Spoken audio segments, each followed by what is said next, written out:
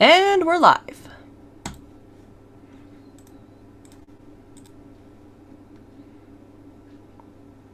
Come on, Internet. Work with me here. Thank you.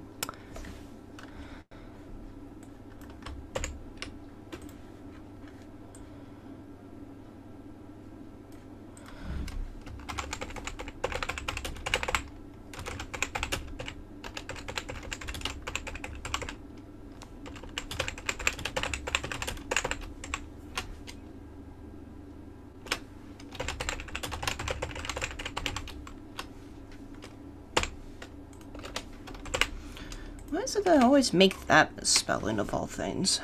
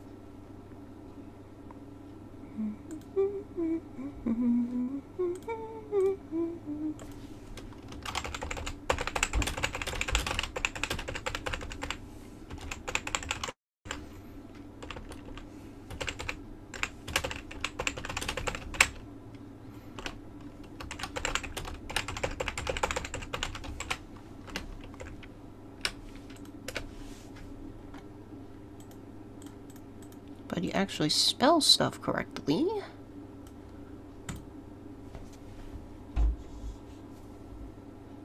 Talk.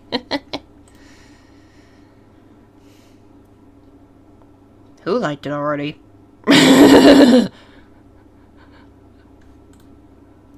Huh?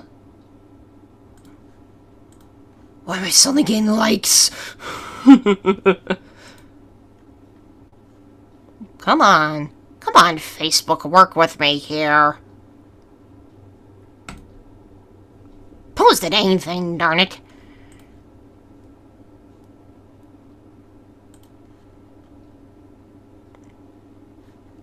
Come on, I want to at least know you're actually posting it.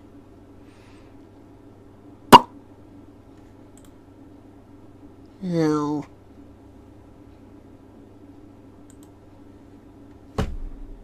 Oh, come on.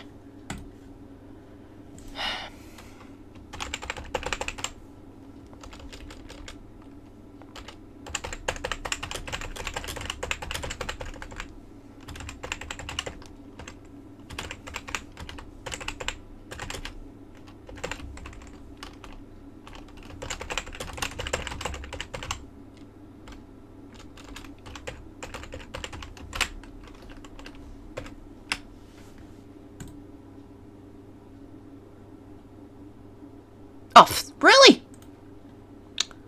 Okay. I'm deleting one post then. Anywho's he is. Out of there.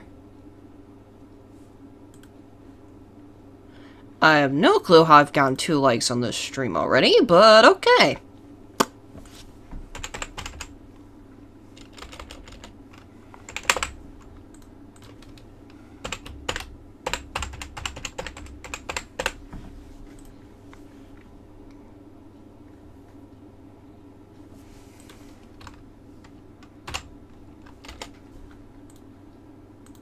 Ah, I didn't want to do that. There we go.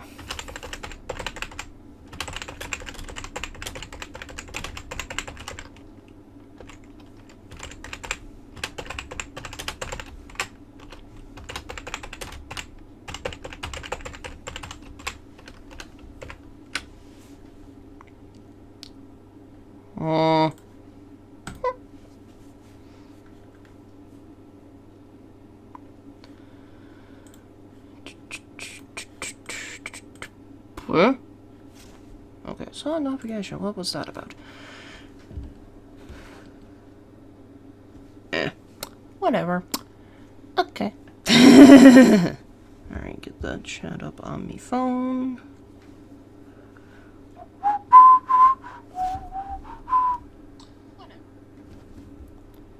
mind me, that's just my phone. Anyways. Okay, get rid of that. Steam.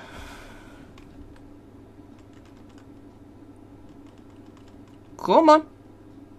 Come on. Come on.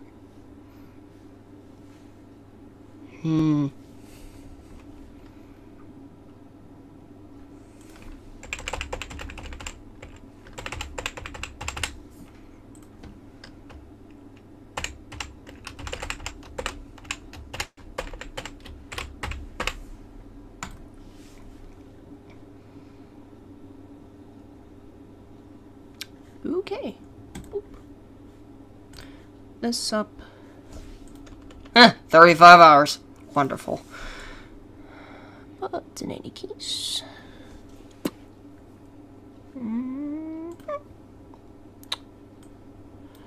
Screen shall be coming up momentarily.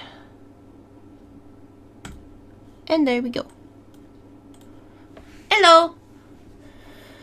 Yeah, sorry about the way later than usual stream, because, well, real life can kick in any point, people. Point? Real life can kick in at any point.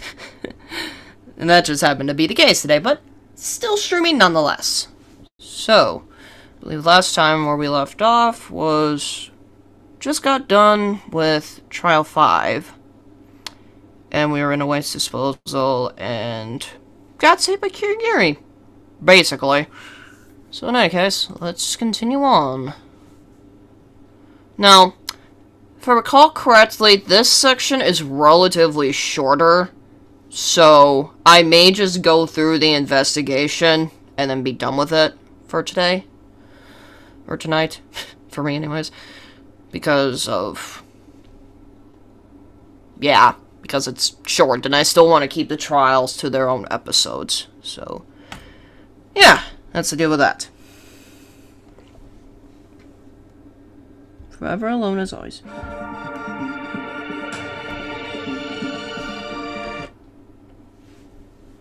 Probably should have made it quieter, but whatever. That's fine. That's fine for volume.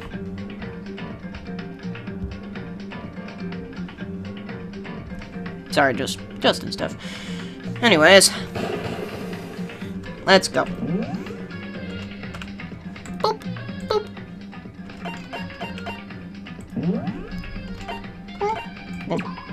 Let's go.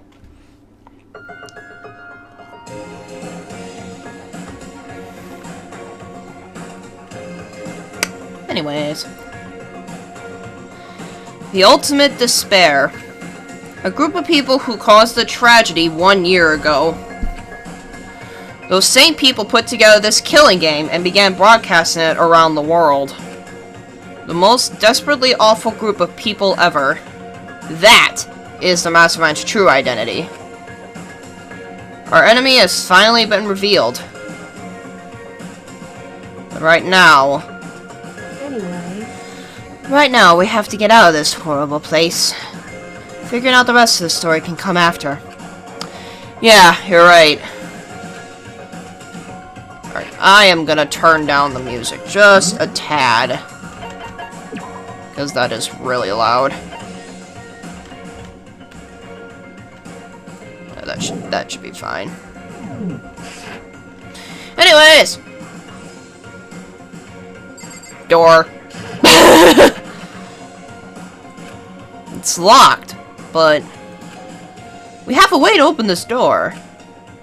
Gary, you got the skull key. No, bear key. Bear skull key. Whatevs. Kyoko, do you still have that one thing? Monokuma's secret tool that you got from the headmaster's room? Indeed. Of course I do. It's an absolutely vital part of ensnaring the mastermind. I would never part with it. And it can open any door in the school, right? That's right. Didn't do it there. Then we should be able to use it on that door, right? Hey, Kyoko, we can use that key of yours to open this door, right? It's true. Let's find out. Kyoko took out the key with the Monokuma design on it and slid it into the keyhole. And then... Hey! It's the door. Yes! It opened! Indeed. And now we can get out of here. Let's go. Sounds good. We quickly opened the door and made our escape from the garbage pit. Finally. We were finally free. But there wasn't even time to take a breath of relief. Because the real fight had just begun. Oh, now we start Chapter 6. Okay. Oh, well, that was right away to Deadly Life. Ooh. That was fast. After leaving the garbage pit, we found ourselves in a tunnel extending straight up. Like a chimney. There was a metal ladder leading up into the tunnel. We started climbing the ladder, intent on reaching the surface. Oh, I can't shot Kyoko's butt. The ladder was impossibly long. I couldn't even see where it ended. We climbed into darkness. The passage was so dark and cramped I couldn't even see my own feet beneath me. I had no idea we were so far down. Hey. Don't lose your footing. If you slip, I won't be able to catch you. Yeah, I'll be careful. But now that you said that, I'm getting kind of nervous. Maybe talking will help keep my mind off it. So, Kyoko, there's something I wanted to ask you. You said you're the ultimate detective, right? So, how long have you been doing detective work? How long? So... Ever since I can remember. I come from a long line of detectives. Detective work is in my blood. There was a time when being a detective was considered a sacred duty. My family's always seen it that way. Then, is your family famous? Wrong. Quite the opposite, actually. Even among the actual detective, many people haven't heard of us. Huh? But how come? It's like your family tradition, right? So... Right. Because we take pride in it. Pride? Indeed. A detective is neither light nor shadow. We represent neither justice nor evil. That is how we can uncover the absolute truth. We stand neutral in all things. And to do that, we have to stand separate from the rest of society. Which is why we've made a conscious effort to conceal our existence. A conscious effort? It's true. It's kind of old-fashioned, and I can't say it's entirely rational. But it's our family creed, and we do what we must to protect it. Because, like I said, it's our source of pride. Pride. So that explains... Before I came here, when I was looking up info about the school online, I never saw anything about her. Because she hid herself on purpose, to protect the pride of her family. However... And yet, I gave up some of that pride. Huh? In order to enter Hope's Peak, I had to reveal myself to the school. I did it knowing it was something a true Kirigiri detective would never do. But the reason you gave up that pride, the reason you would go so far to enter Hope's Peak, it was because that's how much you wanted to reconnect with your dad, right? There's no shame in that. What? Reconnect? I had absolutely no desire to reconnect with my father. Huh? But you'd be reuniting after all those years, right? You would have had so much to talk about. Wrong. There's nothing I want to talk to my father about. What, are you trying to murder him? Is that what you're trying to do? However... That's what that's implying! There is something I want to say to him, though. What? No matter what it takes, I have to find him and tell him face to face. What is it? So... I want to sever all ties with him. Sever? The last time I saw him, I was still very young. So I don't remember myself, but apparently he was extremely intelligent. He was in line to become the next head of the Kirigiri family. He was talented. He had a promising future. However, But he had no interest in detective work. So he cut himself off from the family. Not long after that, my mother died, and he simply ran away. He went to my grandfather, and they had a huge argument. And young as I was, he left me behind. I'm sure there was a reason for that. I'm sure your dad wanted to take you with him. right. If that's true, then I need to thank him. Thank him for leaving me. Because unlike him, I take pride in the work I do. I take pride in my family name. So every part of me is happy he didn't take me with him. If I'd gone with him, I never would have had the chance to become a detective. I was above Kyoko on the ladder, so I wasn't able to see her expression. So I couldn't tell. Couldn't see how she looked when she said that, what she might have been feeling. All I could tell was that compared to her usual self, she was more talkative. And more emotional. I don't blame him, you know? He had his own life to live. That's what anyone in my position might say, right? But if that's not true... However, there's one thing. One thing I can never forgive. Really? so... The way everyone else looked at me. I was never sad about being left behind. Like I said, I think it was a good thing. However, But when the rest of my family looked at me, they saw something different. They only saw me as the little girl that was abandoned by her father. That's how they see me, even to this day. His shadow has been following me my entire life. I'm sick of it. I need him out of my life. I need to step out of his shadow. correct. That's why I have to find him and tell him we're no longer family. In order to settle the past. In order to remove him from my life forever. I have no doubt he forgot about me years ago. But your family, to just cut him out like that. Wrong. Our only connection is through blood. Nothing more. Are we connected by heart and soul? No. Hey, Is blood really enough to call someone family? Only connected by blood, not by heart or soul.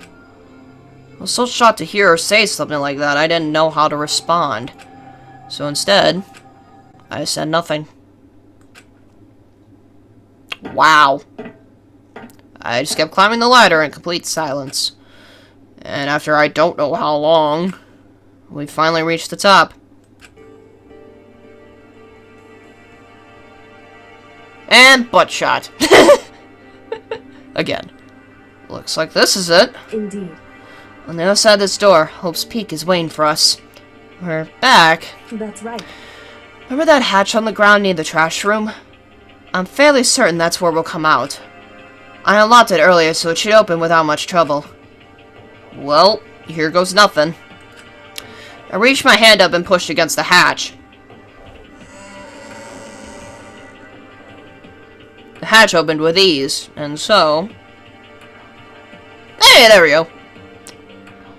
Looks like we're back. Whew. And I can't believe how long that ladder was. I'm exhausted.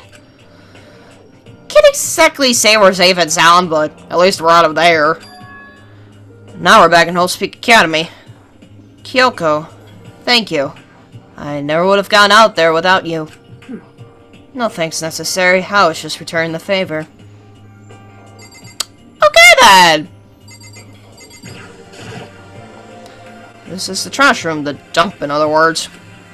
To be honest, I don't think I've seen anyone throw anything away down here. This is how we got out of the garbage pit. I never would have imagined that's where this led. So, now what do we do? I'm glad I didn't die, of course, but if the mastermind finds out... I'm worried about you too. You helped me, so they might... Listen. You're worried? Yeah, of course. So then, Then, let's just get a concrete answer. Huh? in other words, Let's ask Monokuma if there's a problem with you escaping. Wait, that's... however, If we try to hide, it's only a matter of time till we're found out. And it's not like we can run away. is true. As she said that, she pointed at the nearby surveillance camera. So you say rather than stressing out over being caught, we should just give up now? Don't worry. What you think is going to happen isn't. Because the mastermind is the one that's ensnared. The mastermind is ensnared. You said something like that before. What does it mean? So... The mastermind stood exposed during the investigation to Mukuro's death. There was a moment where the mastermind let their guard down. Or was? Right. If we can talk to Monokuma, we can confirm it. And it'll be better for us if we go to him directly before he tracks us down.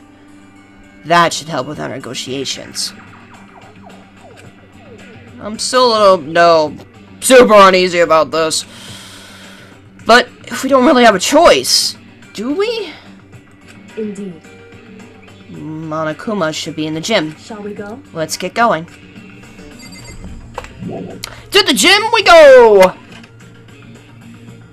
Let's not care about the other students, let's just go to the gym. Because who cares about them? Who cares? Who cares?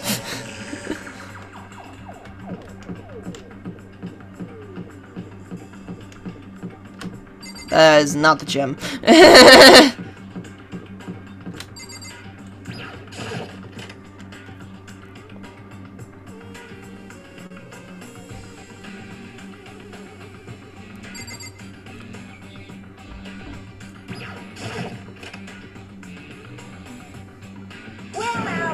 Well now.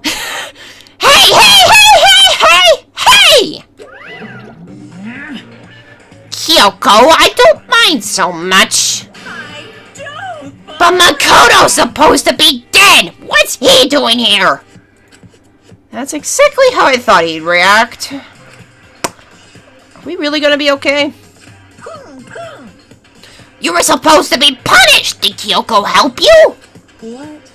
So what if I did? What will you do? If the guilty party is exposed during the class trial, they alone will be executed. It's unfortunate, but that is the rule. making me angry. So now I gotta punish you again! And this time I won't leave anything to chance! Kyoko! Right. Do whatever you feel you have to. What?! However, But before you do, let me say just one thing. now, If you execute Makoto, that means you lose. Not that that matters to you, right? Huh? I lose? You! Explain yourself! What do you mean by that? because Well, you set up this latest cross trial yourself, right? I was getting in your way, so you want an excuse to kill me. in other words, I was supposed to be chosen as the Blackened and then executed, right? Hey, what are you talking about? however, But when Makoto chose to overlook my lie, your plan came crashing down. The results of the trial weren't at all what you were expecting. Because you never imagined that in that position, one person would protect another like that. right, And in response to that unexpected development, indeed, you reacted by proclaiming Makoto the Blackened and trying to execute him. You made the choice out of desperation, no more than that. You must have realized that Makoto, who refused to be manipulated, was a threat to you as well. however, But then there was another unexpected development waiting for you. An entity that would throw a wrench, so to speak, in your precious execution machinery. Alter ego. You never imagined the possibility of a being that could come to our aid even after you killed it. am I wrong? Now, here's the absolute truth. Makoto didn't kill Mukuro. You did. Ooh. Listen to me. So execute Makoto for it would surely be a violation of your rules, which I know you love so much. If the Blackened is exposed, they alone will be executed. That's what you told us, right? And that means I lose? You talk a big game. You're saying the Blackened is me and not Makoto? Well, And you can prove this, right? Well, No, I can't. Don't just say it like that! What is this, a comedy routine? To make such bold claims without a shred of evidence! that doesn't matter. I don't have any right now, but with a little more time, I guarantee I'll find some. That's right. Because no matter how deeply you try to bury it, there's only ever one absolute truth. And now you're trying to talk like some kind of famous detective type! Because If Makoto really was the killer, he never would have come to you willingly like this. He would have feared for his life, feared another execution. He would have tried to run and hide. He would have been gripped by the despair you so love to inspire. however, But here we are, confronting you with nothing but hope in our hearts. What the heck? And that's supposed to be enough to convince me in the absence of evidence? indeed. It's not you I'm trying to convince. Hey, If you were to execute Makoto now, everyone out there watching this would be extremely displeased. Huh? indeed. Imagine what everyone out there would think if you killed Makoto. They would assume that you killed him because what we said is exactly right. Listen to me. Despair can never kill hope. Hey, Gotcha! Of course, you can say we're just making all this up. You're welcome to prove us wrong. No, you have no choice but to prove it. Because if you kill Makoto without proving your own innocence, you'll be accepting your own defeat. If you want to earn our despair fair and what square, we have to do. then I suggest you take my advice. So, what is this advice of yours? It's true. To do Mukuro's trial over again. Only this time, you follow the school regulations to ensure a fair trial. It's time for one last showdown. One final battle between hope and despair. Go, girl. You go. Hey, Well, that would make for a proper climax, wouldn't you say? You try to break the fourth wall. Fair trial. One last showdown. In other words, this will be our chance to expose the true identity of Mukuro's killer, of the mastermind themselves. But what reason would the mastermind have to accept the challenge? They'll probably just execute me without another word.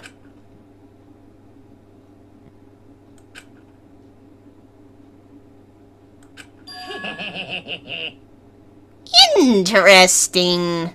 Barrett! Very interesting indeed! Oh, great. Here we go with the bear puns. Barry? What's wrong? Oh, I was getting bored, so I decided to change things up a little. So, time for bear jokes. Now, what you suggested might be possible. It would certainly make for one highly other climax. Okay. in other words, Does that mean you accept? You guys! If we do things your way, that'll be enough to convince you and the viewers, right? And it would cause you unbearable despair, right? Then I'm prepared to agree to your terms. Tatum Monokuma. Will your help win out, or might despair claim victory? I can barely contain myself! Let's have one final grisly showdown! He agreed?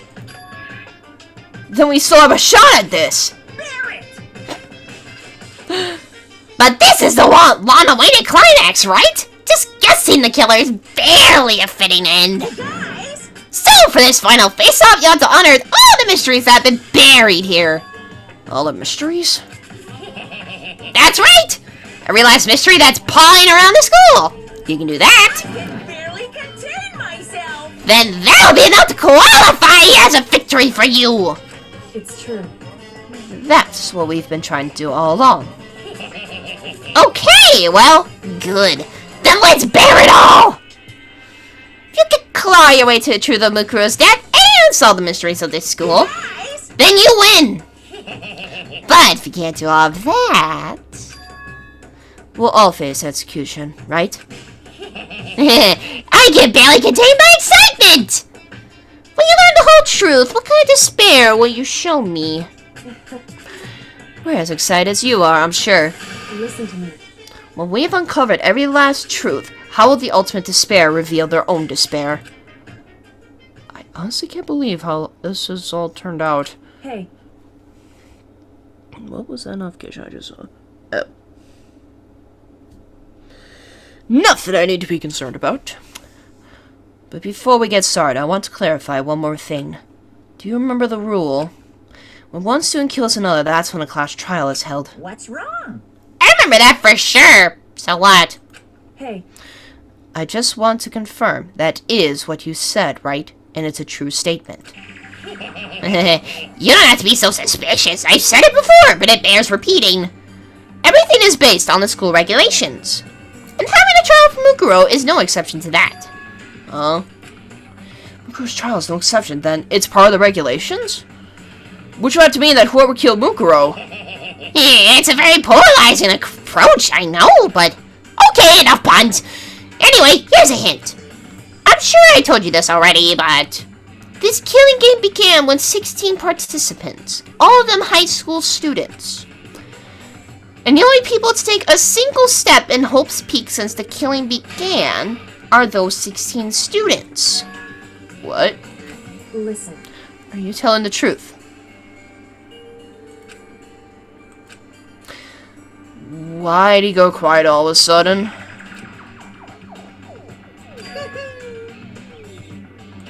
Now I'm really angry.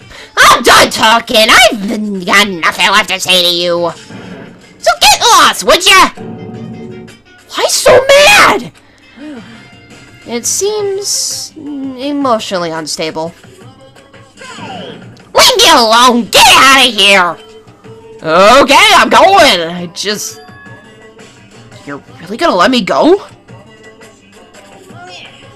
I don't even care anymore. You're all gonna get your punishment later anyway. I need to start getting it ready. A super duper extra special punishment, overflowing with despair. Hey. Come on, Makoto, let's go. Okay. Oh, you stop it. You stop it. Stop it. Any crazy. Monokuma's unstable laughter seemed to cling to us as we walked away. And just like that, we were out of the gym.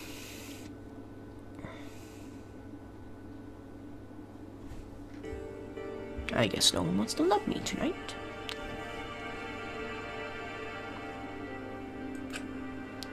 Could hardly believe it, but somehow I ended up not getting executed. I still had my life, and we still had a chance. Overall, things turned out way better than expected. Once again, I was in Kyoko's debt. Kyoko, thank you. Everything I have right now is because of you. However... Don't thank me just yet. The real battle is still ahead of us. Yeah, true. But still, I'm glad it worked out.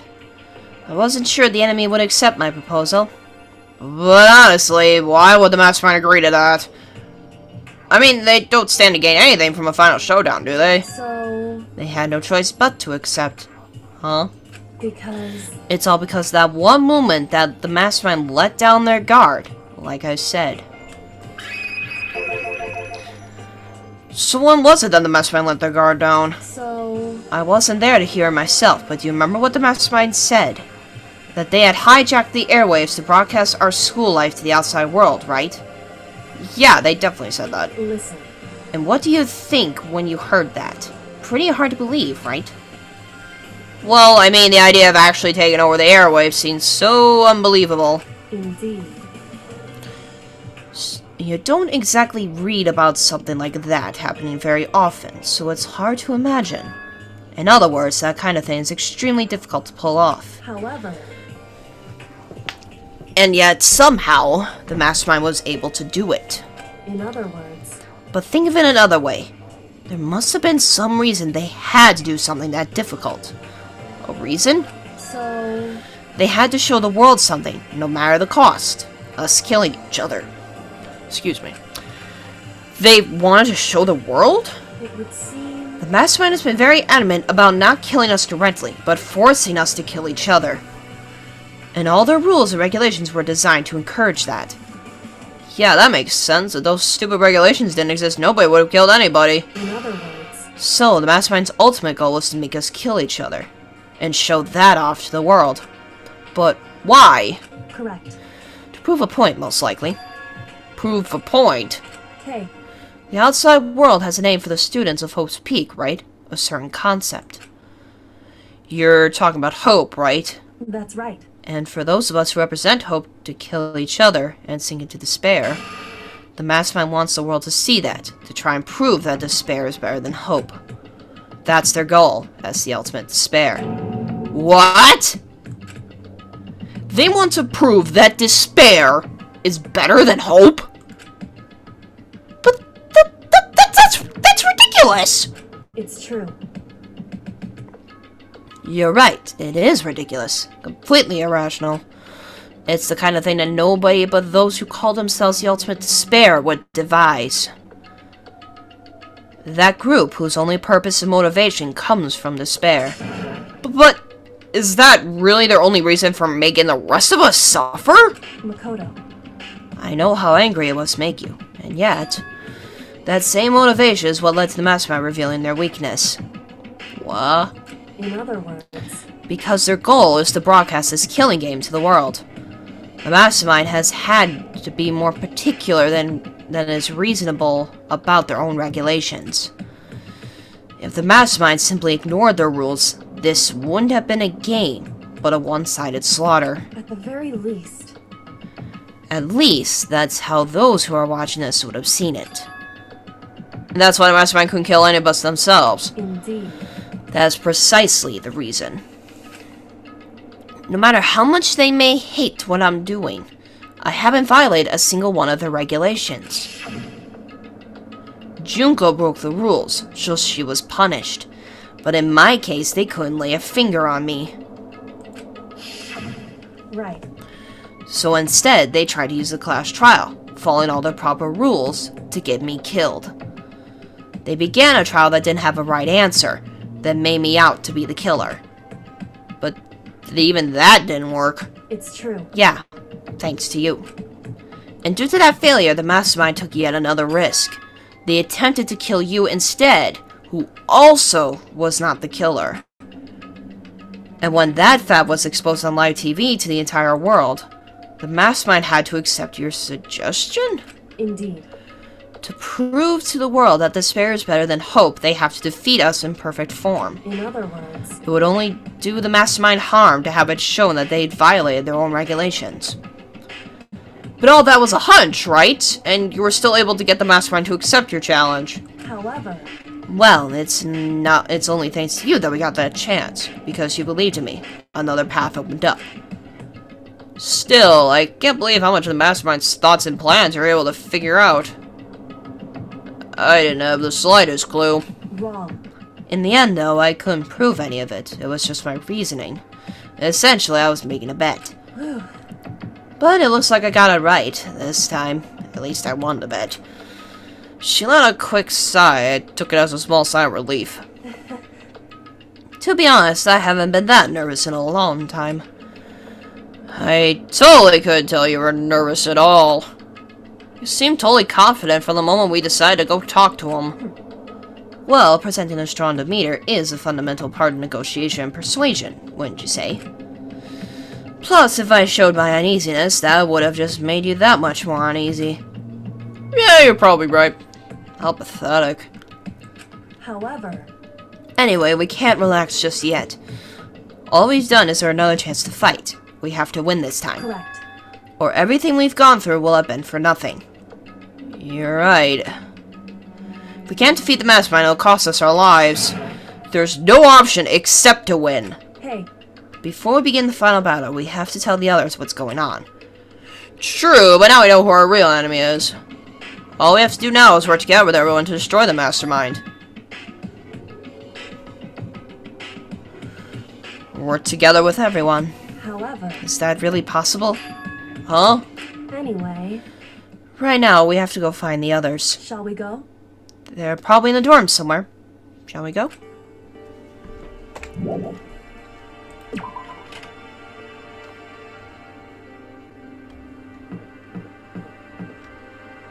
Yeah, we're going the right way.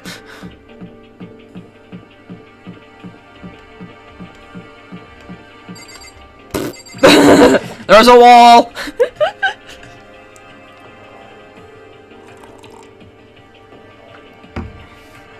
Where would they be?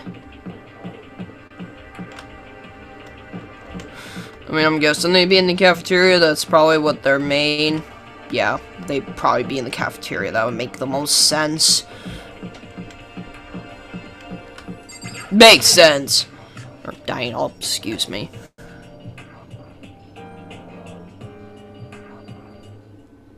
And suddenly we were greeted with... What? What the heck? You again? Monokuma has error. Is he broken? I suppose his emotional instability reached its limit. That's funny. Jeez, what the heck? However... I wonder what that was all about. I couldn't help but let out a sigh of relief. Ah! Whoa, well... Makoto? Hey, it's our people. Then you got Byakuya.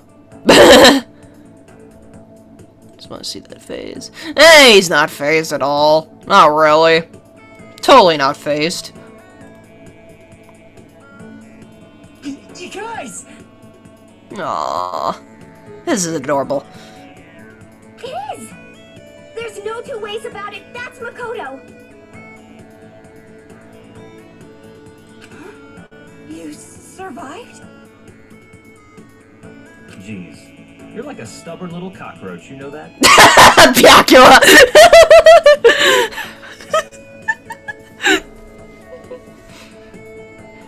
I'm just asking to make sure, but you're not a ghost, right? What is... Seriously, you're still on the ghost thing? Really? Everyone was there. All my friends who had struggled together. And survived.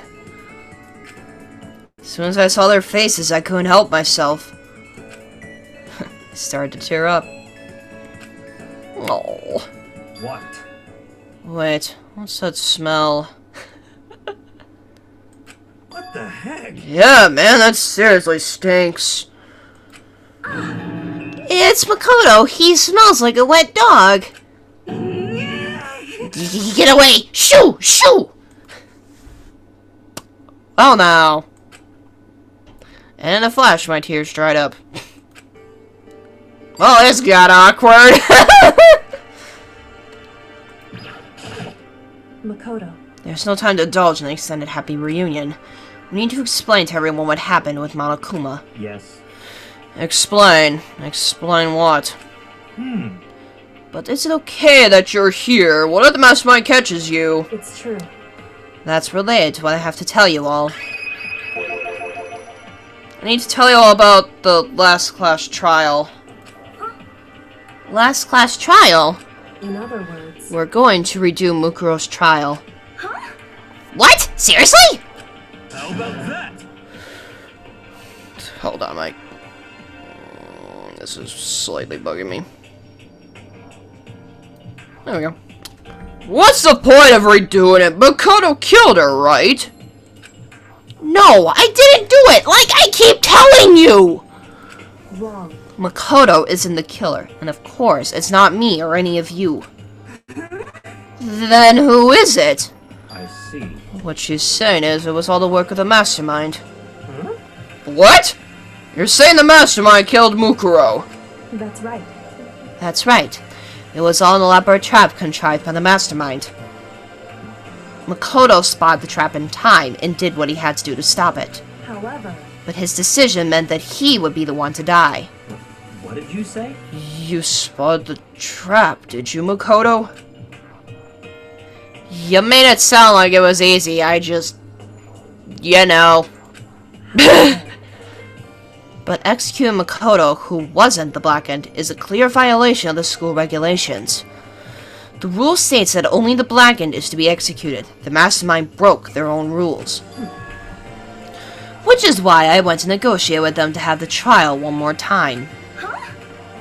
And the Mastermind agreed? Does that mean they really did break the rules?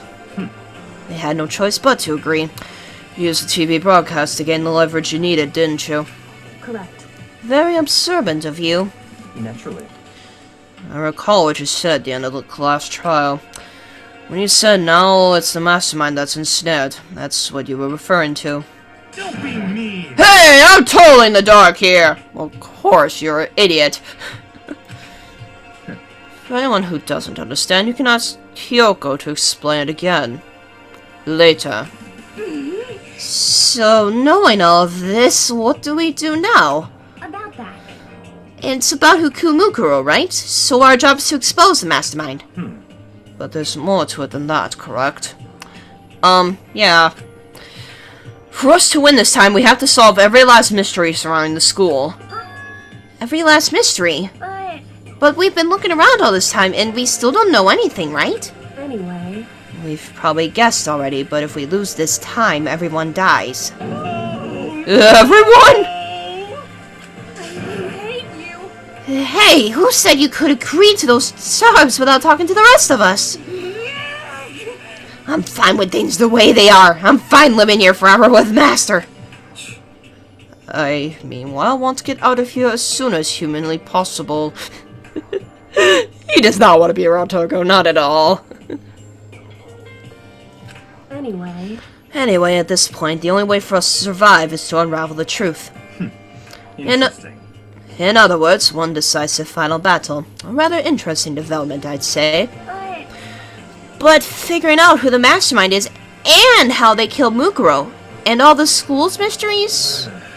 It's a pretty tall freaking order. Freaking tall order.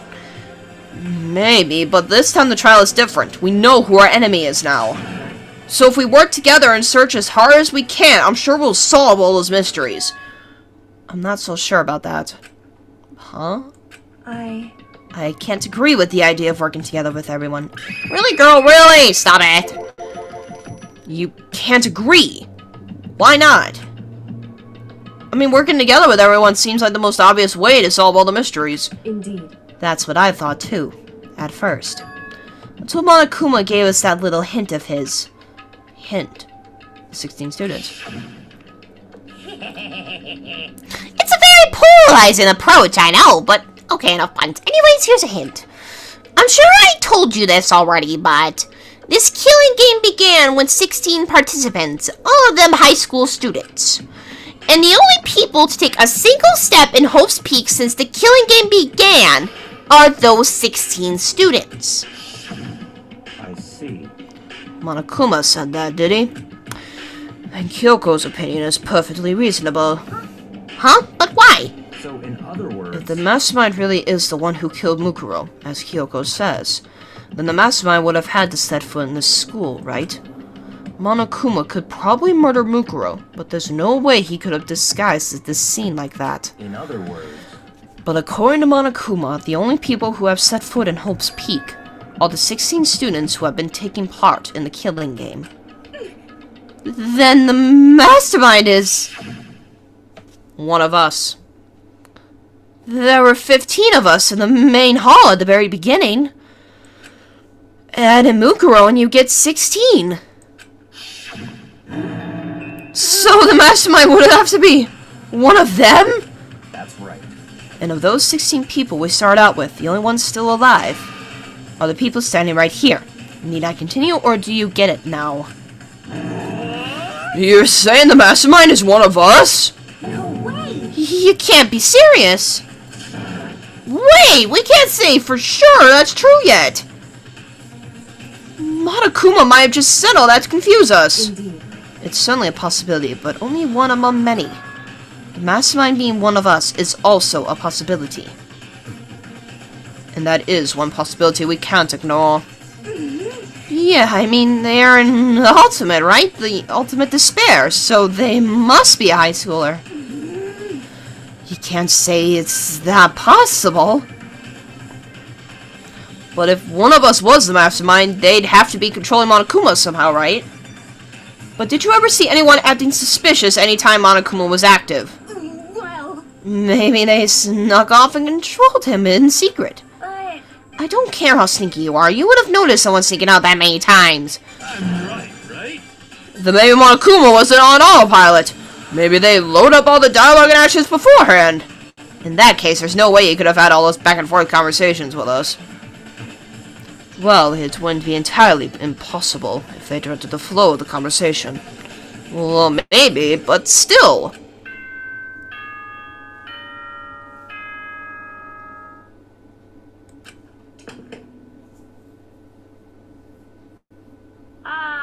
This is a school announcement.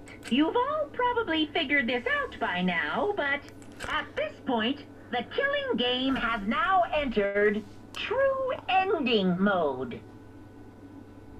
So, in the name of fairness, I will unlock every room in the school. Yay! Yay! Now we can get everything. Look wherever you want. Solve the mystery in whatever way you see fit. Let's go! Then we can all meet up at the class trial, okay? He is so confident he's gonna win this. No, he won't.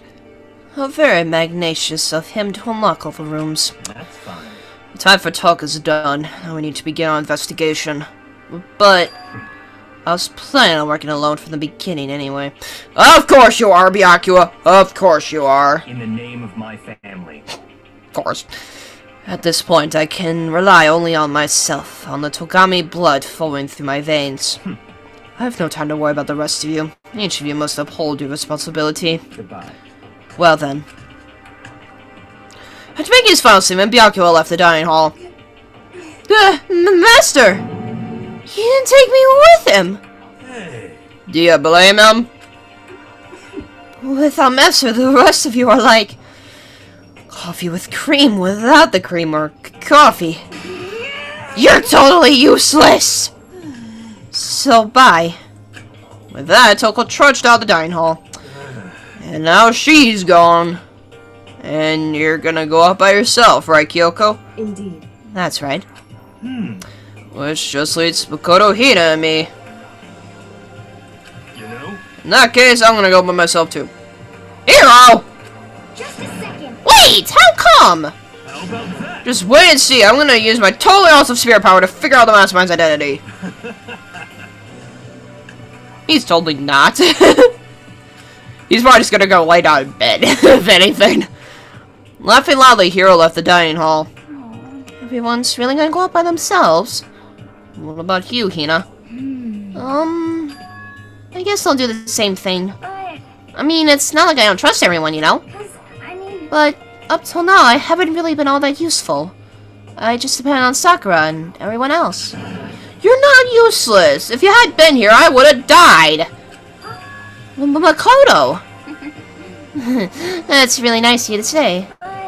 But still, I know I've mostly been totally useless. okay. So, I figure at least here at the end, maybe I can find someone that'll help us all get out of here. So I'm gonna go off and do it all on my own. Okay, see you later. Hina was in surprisingly high spirits as she dashed out of the dining hall. And once again, it's just us two. Indeed.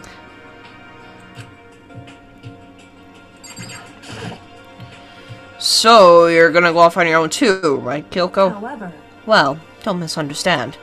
Just because we're going to do our searches separately doesn't mean we can still work together. so... That goes for all of us. I think I see what you mean. Doing our own investigating doesn't mean we can't work together in the end. I should just see it as us splitting up to cover more ground.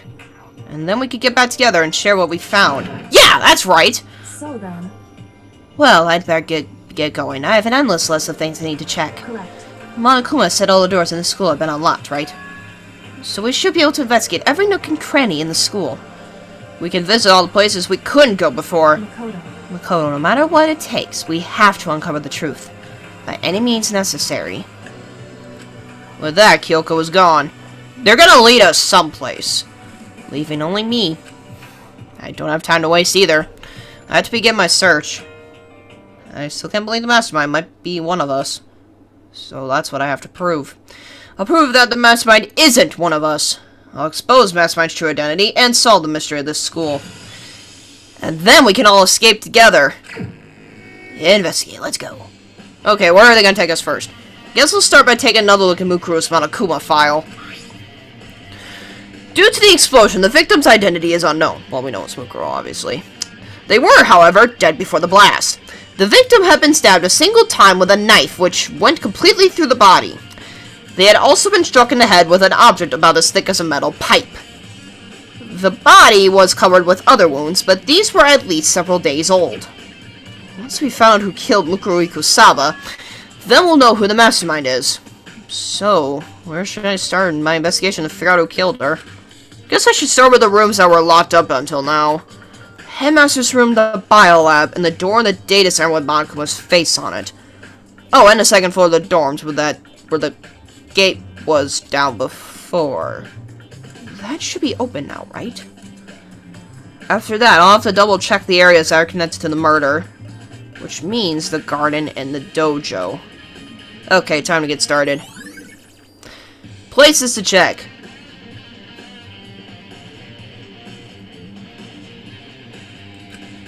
Alright, let's go.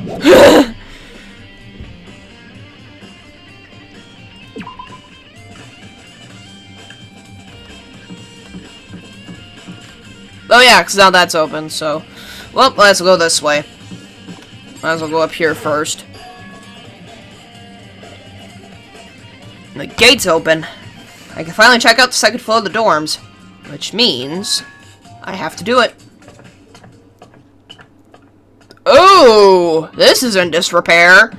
This is the second floor of the dorms? Looks like some ancient ruins. Or no, it more looks like a battlefield, like a bomb blew up here or something. Well, this is... Huh? Okay! Oh dear. Deary me. Well, there's a room.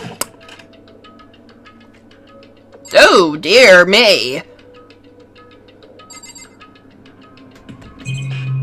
Kind of look at it. That bed is a mess. It's completely torn apart. I mean, it's not even really a bed anymore. It's just garbage. Hey, coin.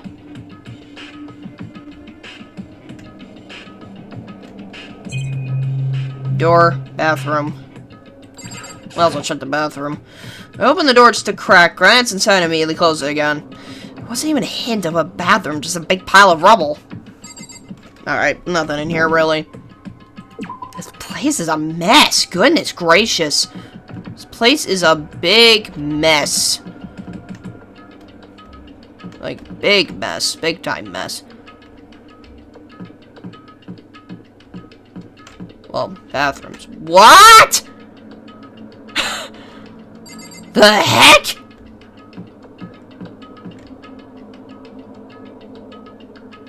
I got nothing.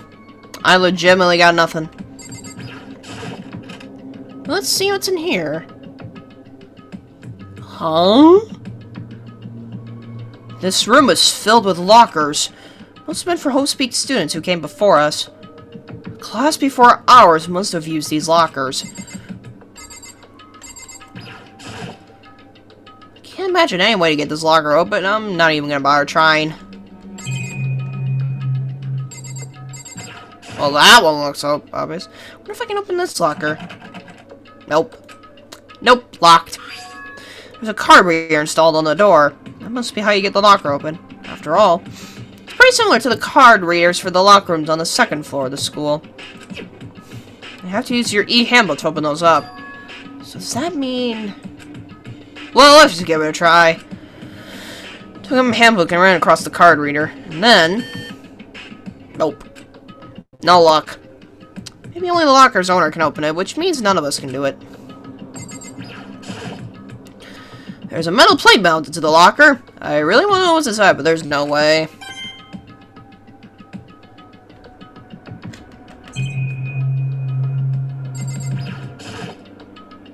What if I can open this locker? Nope.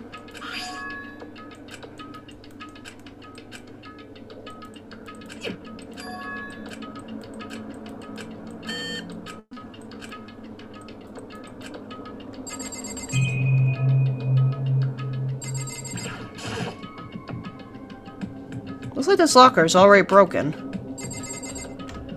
I must be able to open one of these. Or am I just gonna be looking here frantically? Can't imagine any way to get this locker open. I'm not even gonna try.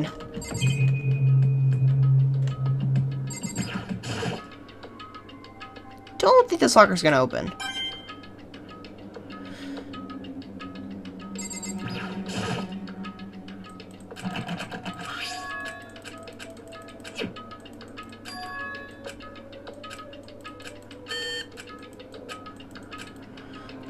I don't think I'm gonna be able to open any of his lockers. What? Never mind.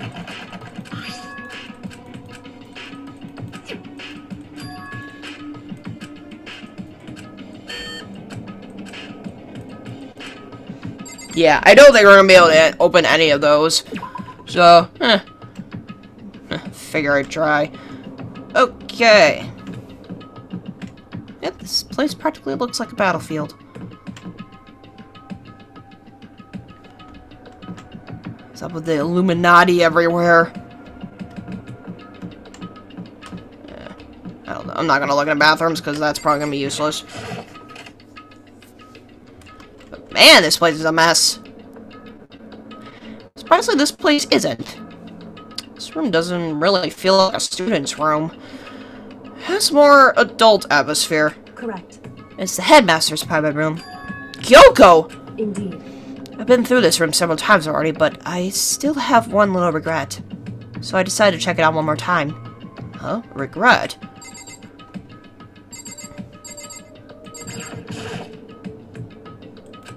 Kyoko looks almost meek right now. She must be thinking about something. I probably shouldn't bother her.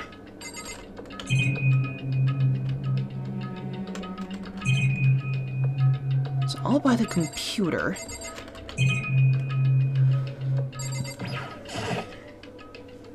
Leather chair. Can't imagine a student using something like this. Must be the headmaster's.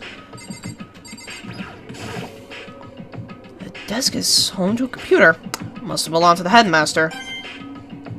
Ain't that obvious? There's a PC on the desk. Must belong to the headmaster. It would seem... Whoever used this last, it looks like they were very interested in the ultimate despair. PC still has some search results left on it. We might be able to get some info on the ultimate despair? However, There's not much, though. Nothing we don't really know. in other words, The ultimate despair isn't one individual, but instead points to some kind of group. That group is responsible for the tragedy, which happened 1 year ago. They're the worst sorts of people whose driving force comes from despair. however, And that's all there is. Not much to it, is there? But I guess that's the best he could do as a complete Kirigiri failure. But any information about the mastermind is helpful, right? I appreciate whatever info we can get our hands on. I see. That's a good lookout to have. The ultimate despair. Alright, what is this? Oh, there's a strange gap in the wall. Is there some kind of design mistake or a construction defect or something? so... There's a gap here, but not just any normal gap. I feel like a breeze coming out. A breeze? Indeed. There's likely an open space on the other side of this wall. Open space? Does that mean...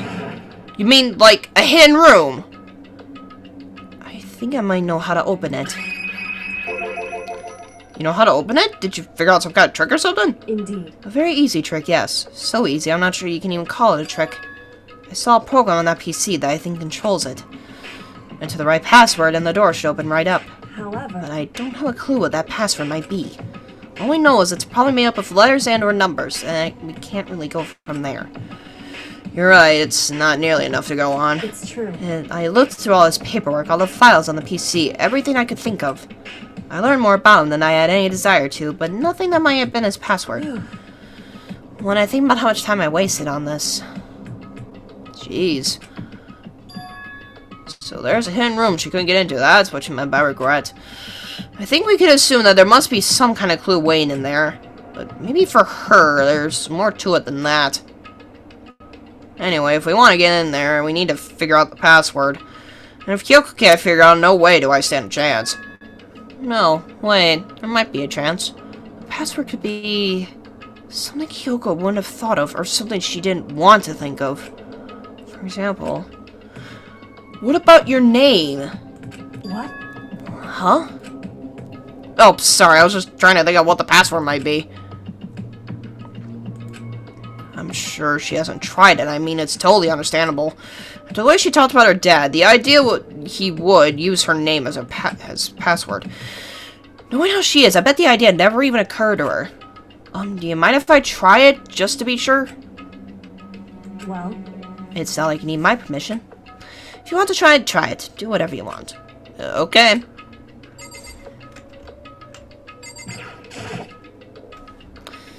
You know, I'm glad I thought of trying Kyoko's name. But if that's not it, that might just hurt Kyoko even more. Hey. If you're worried about me, Makoto, don't be. I already know that your guess is wrong. Okay. In that case, here goes nothing. Collected myself, then turned to face the computer monitor. Let me just type the password here. I typed in her full name, Kyoko Kirikiri. My hands were tense, slightly trembling, and as I finished typing it in... Ah! That was it! Wow! Ah. Well, that's something. Oh. Ain't that something? What? That did it? Kyoko, it worked! Oh. Why? Still cares about ya! You are his daughter, after all. Kyoko? Without looking at me, she disappeared into the hidden room. She looked grim. Kyoko? What's in here? Oh.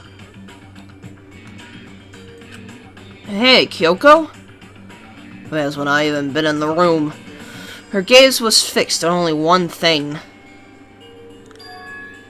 Present? Wrapped and covered with such joy. That's what made it so unusual.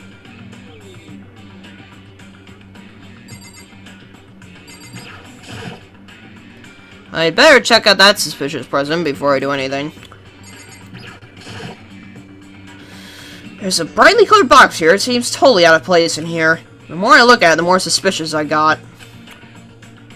Should we open it? I'm getting kind of a bad vibe from it. But I mean, we can't not open it. Okay. Makoto. Be careful, Makoto. Why? You think it's dangerous? No, not dangerous. But surprising, probably. Huh? It would seem... If it is what I think it is, at the very least, it's not something you'll be happy to see. Wait, so you know what's in there? Anyway... Just don't scream or anything, okay? Are you saying it's something that'll make me want to scream? Okay, I'm just gonna open it! Step by heavy step, I approached the box. Took a deep breath, then took hold of the lid. Slowly, ever so slowly, I lifted it up.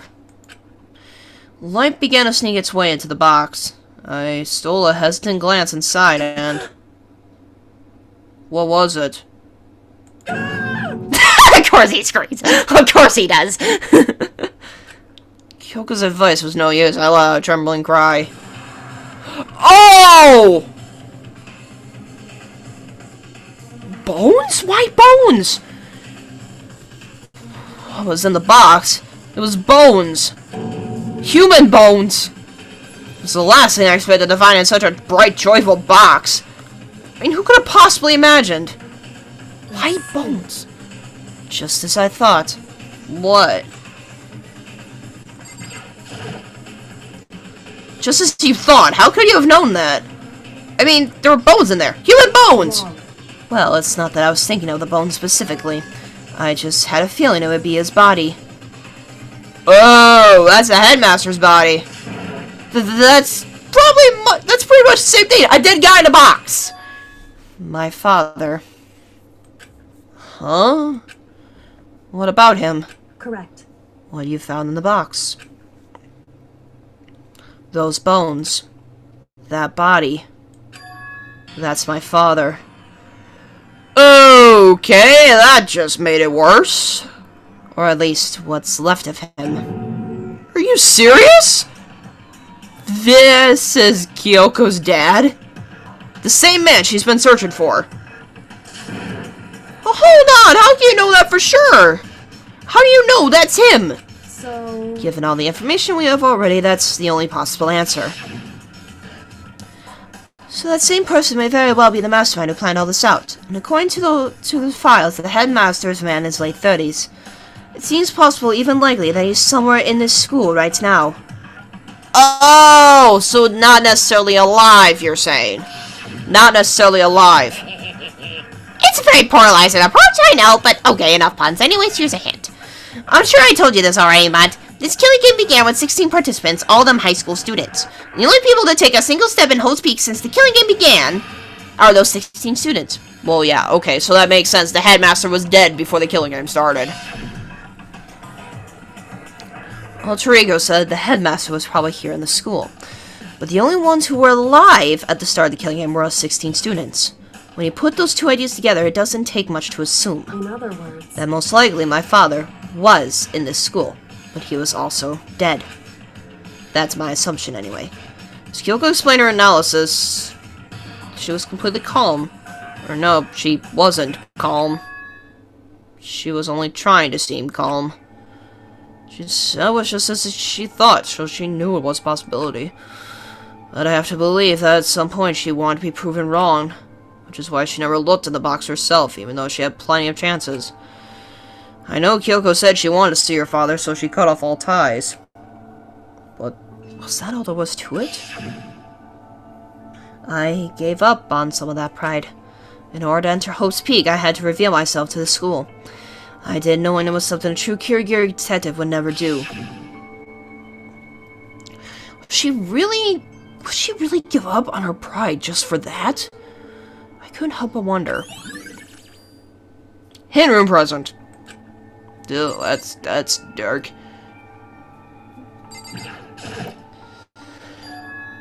Huh? This picture.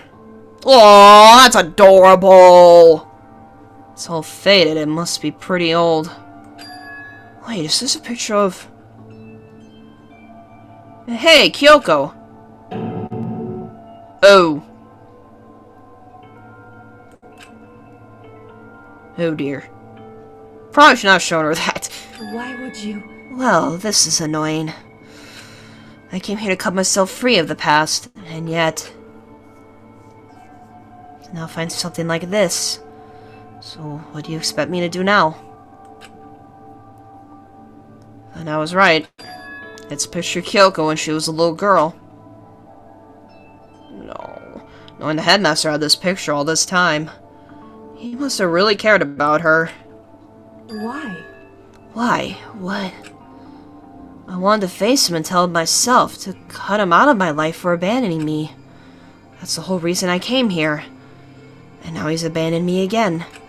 And this time he even stole my only opportunity I had to move on. Has there ever been a worse father? Kyoko. Oh. That's adorable, but still. The headmaster's desk. It's probably hiding some kind of clue, so I really want to check it out, but I really don't want to touch Kyoko's dad's desk without her permission. Hey. Don't worry about me. Feel free to look around as much as you like. Are you sure? Because... Never let anything get in the way of investigation. I don't. Okay, then, if you don't mind. Starting from the top, I opened all the desk drawers and looked inside. I rummaged through each one, finding nothing but unrelated documents. But in the last drawer... Huh? Is this... It's an e-handbook, right? It has a label on it that says, in case of emergency. I found some kind of emergency handbook in the headmaster's desk. In other A words, handbook with no limitations, given to the school's ultimate authority, the headmaster. I'm assuming that's what it is. I think you're probably right. it seem... Might prove useful as we continue our investigation. Why don't you hold on to it? Hump a Kyoko. I don't need it. If you want it, go ahead and leave it here. If you don't want it, then I guess I'll take it. Is it really okay? Hey, Listen, Makoto. Huh? Can I ask you a favor? Favor? What is it? so... I know it's completely unreasonable to ask you this, and I know it'll only inconvenience you that much more, but... Hey, Could you leave? Huh? correct. Just for a little while, I'd just like to be alone for a bit. Kyoko. Don't worry, I'm fine. I just need to calm down a little. I need Just a to second. get my emotions in order. You know, Kyoko, you told me before about the relationship you had with your dad. How you're only connected by blood, not by heart and soul. But... maybe that picture motivated him. Maybe he hoped to see... Ugh, wrong voice. Maybe that picture motivated him. Maybe he hoped to see me again someday. Is that what you're going to say? If so, it's just a theory. And this isn't an issue that can be settled with theories. That picture doesn't change the facts of what happened, what I went through. That problem can't be solved so easily. You're right. I'm sorry. Anyway, Once I got myself under control, I'll return to the investigation immediately. So please, just give me some time to myself. Okay, I understand. Then I'll see you later. Oh, that was the most awkward thing ever. Is she really okay? Kyoko must have been a complete shock to her. I mean, it was a shock to me. Well, yeah, you downright screamed. Find out what happened to the headmaster. There's no doubt the mastermind performed that evil deed. They killed the headmaster. Killed Kyoko's father. They killed him. The headmaster is dead. The one leading the Hope's Peak staff, the one who finalized the plan to isolate you, was the Hope's Peak headmaster. So that same person may very well be the mastermind who planned all this out. And according to the files, the headmaster is a man in his late 30s. It seems possible, even likely, that he's somewhere in this school right now. I have no idea what accent that was. But we were wrong about that. The headmaster wasn't the mastermind. Which means the mastermind's true identity is... It's a very polarizing approach, I know, but okay, enough puns. Anyway, here's a hint. I'm sure I told you this already, but blah blah blah, we've heard this so many dang times. I don't need to say it again.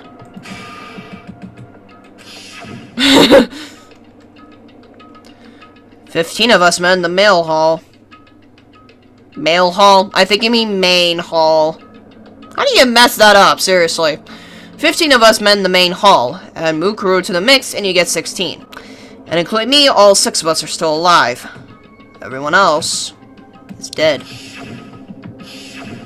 And flip through everybody!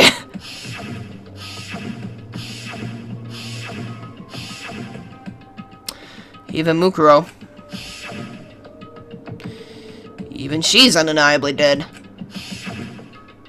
So the ones still left alive are... me. Yakua. Hiro. Toko. Hina. And Kyoko. Only those 6 people are still alive. Then there's no question. Wait, no, that can't be. I refuse to believe it. There has to be some other way. There just has to be. Anyways, let's get out of here and leave Kyoko to herself. Okay, now I think we can actually get in those lockers. Let's see what's all in there, shall we?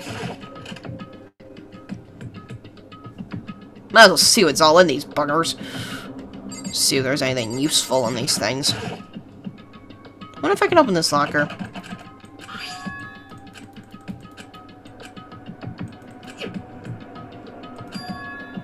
Does that mean... Well, let's just give it a try. No luck. Wait, but... What about the emergency handbook I found in the headmaster's hidden room? Okay, let's give it one more try. Took the emergency handbook and read that across the card reader and beep. Alright, that's just what I was hoping for. Let's see what we got inside. Oh, just a bunch of crap. This locker is totally disorganized. Wait, man, this all looks like hero stuff. Whoever it belongs to probably has organization problems in every part of their life. This is a crystal ball. Huh? Crystal ball? No, it can't be. There's no way he ever used this locker. It's just not possible. Yeah, this looks like it all would have been Hero's locker. There's all kinds of textbooks and notebooks stacked on top in no particular order. And dust everywhere. I have to assume whoever stuff this is didn't do a lot of studying. Not that I can really talk. Trying to act as casual and natural as possible, I picked up one of the notebooks I saw. But the moment I looked inside the notebook, any sense of easiness I may have had evaporated. Yeah, this is hero stuff. What? There's no denying what I saw. Inside the notebook was written Yasuhiro Hagakure. Is this our Yasuhiro? The notebook also contained a large number of notes for a variety of different classes. Which would mean... he attended classes here? No, that can't be possible. I mean, Hiro came to this school at the same time as the rest of us. We were all sucked into this evil world. We never had the chance to take any classes. So what is this notebook? Locker notebook.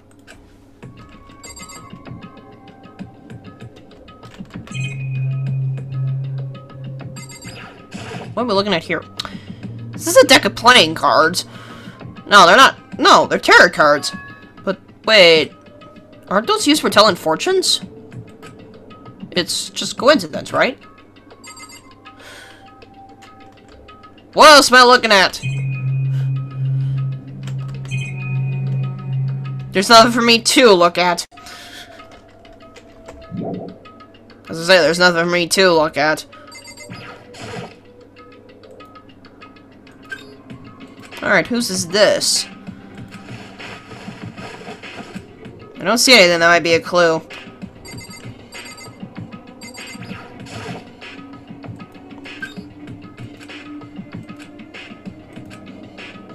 Oh! This thing is practically empty. What's this? There's just one thing, some kind of pocketbook. I don't see a name right on it, so I can't say for sure whose it is. There's some writing inside. It could be important. I don't like violating the owner's privacy, but I'd better take a look. Looks like a girl's handwriting. And all the letters are spaced out evenly, like whoever wrote them was measuring them. Whoever wrote this must have been really meticulous. Huh? I was flipping through the pocketbook. My hand froze when I got to a certain page. I saw something familiar written there. Words I'd heard before. What'd you find? There's a plan to turn Host Peak into a shelter and isolate the students here in the communal life. I decided to talk to the one who came up with the plan directly. Just so happens to be the headmaster. And my father. This is Kyoko's locker. He was willing to give me some more details regarding the plan. Here's what he said. The point is to keep our student prodigies safe. To keep them as our hope for the future. Only their genius can overcome disaster, and only their hope can overcome despair. For the future of our country, our world, it's not an exaggeration to call us our final hope. We must isolate our superior youth from the corrupted world to serve as the foundation for a new era. This is the only hope we have. I hope that you'll be willing to go along with this plan. So that's what my father had to say to me. As usual, he made a selfish decision without consulting anyone else. Can't imagine a worse father. This can't be true, can it? But I knew it was. I knew exactly who the pocketbook belonged to. Kyoko. It couldn't be anyone else. But this belongs to Kyoko. What was it doing in this locker? And what she wrote here completely contradicts what she already told me. She said she hasn't seen her dad since he left when she was little. I decided to talk to the one who came up with the plan directly. Just so happens to be the headmaster and my father. What does this all mean? Quickly scan the remaining pages of the notebook. I must have been looking for something that would prove me wrong about this whole thing. But when I reached the last page, the question mark spinning through my mind just started spinning that much faster. When I looked at it, unlike the rest of the pocketbook, the writing here was messy, disorganized, scrawled. Despair walks among us, and so we survive. What is this? What does it mean? I have no idea. How could this possibly make any sense? Alright, I think that's all that is in here, so... yeah, that's really the only thing that's in this locker. But the more I see, the less sense it makes. Because these lockers... I mean, they had to belong to the previous students, right? So why am I seeing this? Why are there things in the lockers that look like they belong to people here? A notebook that seems to belong to Hiro, and a pocketbook that seems like it belongs to Kyoko. There has to be some kind of explanation. But if I want to find that out, I have to keep moving the investigation forward. I have to believe in everyone.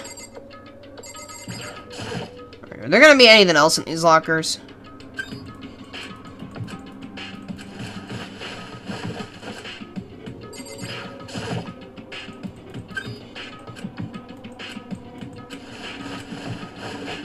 Nope. I think those are probably the only things that are in here that are actually of use. But let's try this one.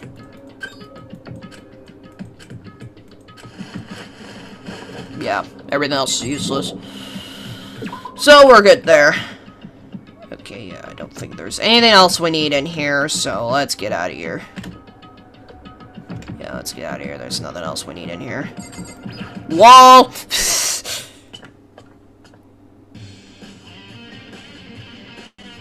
Nice music.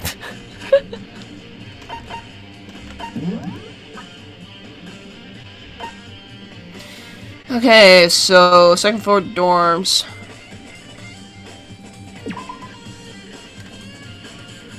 Okay, headmaster room, biolab, Monokuma door. Okay. Alright, I'm gonna teleport. Might as well. If they'll let me, that is.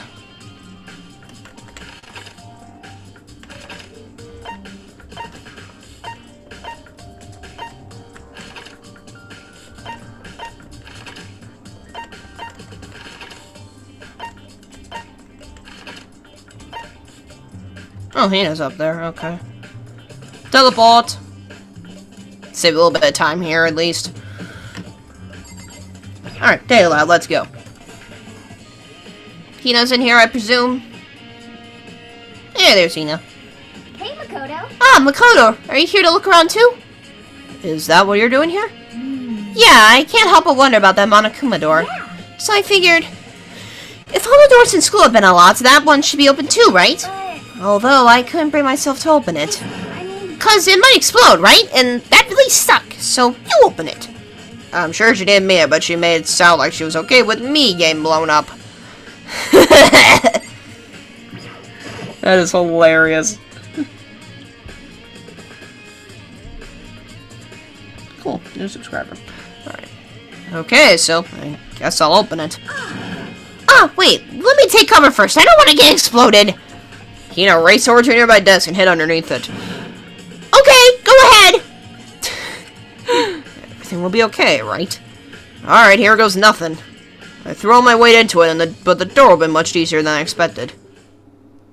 What's in here? Oh. Okay.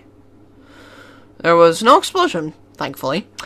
My first impression was... Whoa, this place is totally sci-fi. Yeah, I was kind of thinking the same thing. What?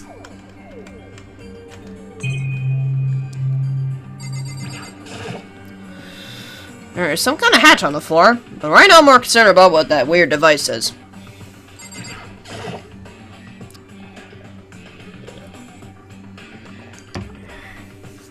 Anyways. What is this device? Looks like some kind of control panel. It's really over the top, though, like some kind of military installation or something. Yeah, kind of looks like a mech cockpit, right? If Fumi'd probably freak out if he saw it. Cockpit? So the Monokuma room has a control panel that looks like some kind of cockpit. Then could that mean... Okay. Alright, let's start poking at it or whatever. I'm gonna start pushing buttons. Well, hold on! You can't just... whatever, something like this. But it was too late. Hina was already jabbing away at the control panel.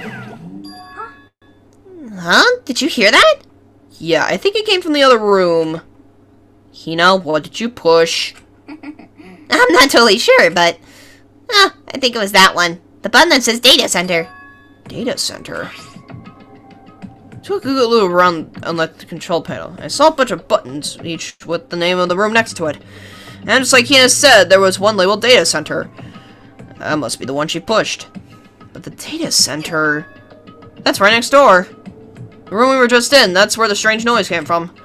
I'd probably better go check it out. Yes, please. I'm kind of scared out of my mind right now, so I'll just cheer you on from over here.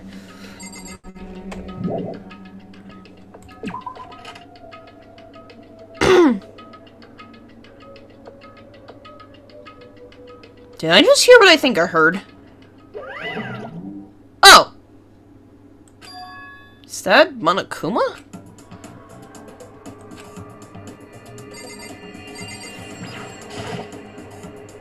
Hey! Okay. Give me all your donuts! Is that you, Hina? What? Aw, man, busted! How'd you know? Say what? Anyway, what is it? Some kind of remote control camera kind of setup? You don't even know what you're controlling! Well, I mean, I can't really see anything from in here. Found it. Ah, guess what I found? A self-destruct button. Whatever you do, don't push it! Too bad. Oh man! This is good. Were you seriously gonna push it? Anyway, I guess that settles it. The room with the Monokuma drawing on it and the control panel inside.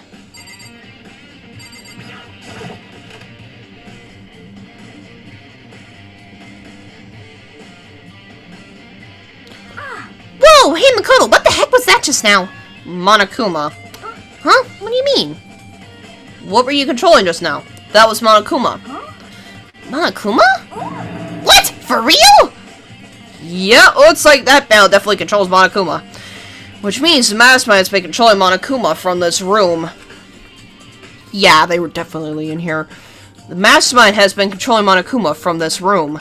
And this control room is totally separate from the data center area with all the monitors. In other words, Hey, maybe the Mastermind can monitor us and control Monokuma at the same time. That's true. Kyoko's theory was right. But if the Mastermind's been controlling Monokuma from here, that means they've been inside the school this whole time, right? I guess that would have to be true. But if that is true...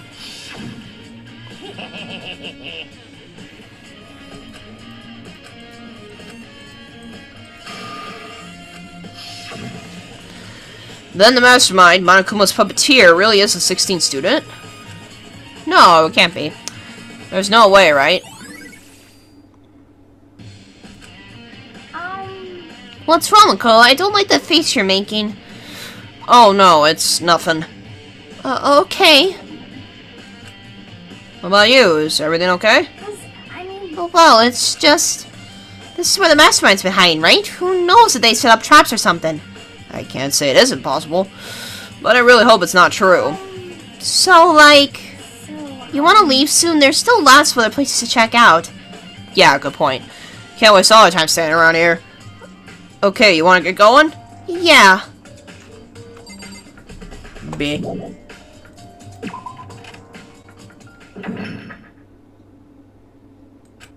As soon as the door to the data center was closed, I heard a strange sound. What was that? Oh, the door! It just locked on its own! What? My hand shot out to grab the doorknob. You're right, it's locked, but why? Of course it's locked because the data center is now restricted. Monokuma! Just a second. Hey, no fair. You can't just go around restricting whatever you feel like. Hey, It's for your benefit. Because if that room stays open, I won't be able to move around. Imagine how depressing when we get the school mascot just up and stopped moving. Then that room. Yep. That should be a guess. That's where my controls are. So right now you're being operated by someone in that room. Yes, indeed. Correct-amundo. You're a liar. But that doesn't make any sense. We were just in there and we didn't see anyone. Oh, you didn't, did you? Are you sure you were as thorough as you could have been? The hatch. Hatch! Did you happen to check a certain suspicious hatch? No way! The hatch on the floor? Too bad. That was your one big chance and you blew it. Too bad. Of course that hatch can't be opened from the outside anyway, so whatever. Now then, this room is officially restricted, so no more investigating. I'll be relying on you guys to tell the others. Peace. He's gone, but was he telling the truth? The mastermind was hiding in there? In fact, if you think back to when we got locked out of the control room, that proves it for sure. Then, when I said we should leave... Well, that hatch couldn't be opened from the outside anyway, right? So it's not your fault. Sorry. Okay. Anyway, we don't have to let it get to us. We have to stay positive and make the most of the time we have left. You're right. There's one thing I'm good at, it's keeping my body moving. Okay. Okay, I'm gonna run around and tell everyone what we found here. Nice! You got me all motivated again. You got it. Okay, I'm out. See you later. Yeah, took off at a full sprint. And I have to do what I can too. That's the only way forward. Jeez! Water. Alright. Still got time. Let's go! Headmaster's room, since I'm here. Headmaster's office, excuse me. Oh, kind of a cute little area. Oh, hi, Byakuya! This is the headmaster's room. I've heard an awful lot about it, but this will be my first time seeing it for myself. Ah, Makoto, it's you. Oh, Byakuya. Talk to him. Well, you came to the right place this time. Would you like to see something interesting? What do you mean, something interesting? Take a look at this. It was on top of that pathetically ostentatious desk. Class number 78 student registry? It contains profiles for all of us, and Mukuro. So, in other words... Apparently, Class 78 refers to us. Wait, when we found Mukuro's profile in Kyoko's room... I see. That's right, it also mentioned Class 78. That must be where Kyoko got that page. Wrong voice. This must be where Kyoko got that page. And since the rest of our profiles were listed in there along with hers, In other words... there can be no doubt Mukuro was a student here at Hope Peak Academy, just like the rest of us. Mukuro Ikusawa, the 16th student. That must be how Kyoko learned about it. But that seems that Kyoko was in a hurry. Huh? What do you mean? I'm talking about when she stole it. The uneven tearing, the way the paper had been crumpled. She must have been in a hurry. Well, since she snuck in to get it, I'm sure she wanted to get out as fast as possible. But what's your point? She was in so much of a hurry that she only got the first page. First page? Correct, Mukuro's profile actually contains 2 pages. What? So, in other words... When it comes to this profile, there was more information about Mukuro that we still didn't have. What kind of information is it? Why do you ask me to explain every little thing? You can read, can't you? It seems to be some sort of detailed report put together by the headmaster. himself. Interesting. I don't know what kind of man he was, but I'm glad he left us such an interesting clue. I was half listening to Byakuya as I skimmed through the report. Muko reappeared suddenly, and in the background, an entity floats. Close, but just out of reach. Well, she's cute. An entity known as the Ultimate Despair. Right now, I can't be sure if this is a single person or some kind of group. Whatever it is, Mukuro definitely had some sort of connection to it. I have a bad feeling about all this. I need to push forward my research into the Ultimate Despair. And I need to pay attention to Mukuro's behavior, too. This is just my gut feeling, but I think she's dangerous. Despite the countless battles she must have gone through as a member of Fenrir, when she entered Hope's Peak, she didn't display any signs of battle wounds or scars. That fact alone proves her tremendous skill in battle. Naturally, I want to believe in her. She's one of my students, after all. But if I decide she's a danger to the other students, I will be forced to take all reasonable measures. Mukuro was a part of the Ultimate Despair. I don't think there can be any doubt about it now. But wouldn't that mean Mukuro and the Mastermind were allies? So why would they kill Mukuro? Plus, even the headmaster seemed to be afraid of what Mukuro was capable of. They would have had to take her completely by surprise to kill her like that. Or maybe it means the Mastermind is even stronger than Mukuro was. What? What's wrong, Makoto? Huh? That's fine. You seem to be lost in thoughts, but I should probably point out one other thing. It's another important bit of information within the file that you should note. Well, what is it? Did you notice the picture in there? Picture of a girl perhaps you've never seen before. A girl who seems to be included as part of our class 78. That should be enough for you to figure out who the girl is. Further information about that girl is included in the file. 5 foot 7 inches, 97 pounds, and even lists her vitals. 31, 22, 32. Well, what do you think? What do I think? Are you asking me, like, if she has a nice body? Stop talking. You hopeless idiot. What I'm trying to tell you is, maybe you'll want to keep that in mind for later. Maybe you'll make your way back to the corpse, and maybe you'll think, oh, could that mean... Wait, is he trying to say...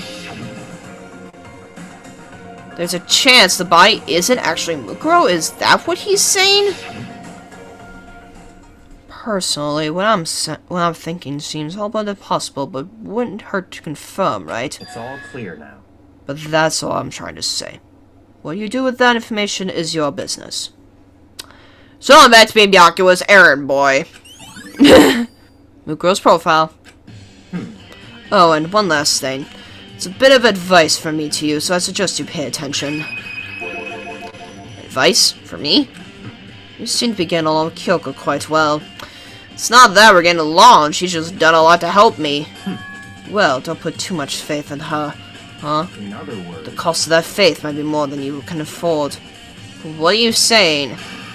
Just what I think. Call it a hunch. A hunch? But my hunches tend to be proven right. The advice is free this time. Take it or don't, as you will. I'll keep it in mind, thanks.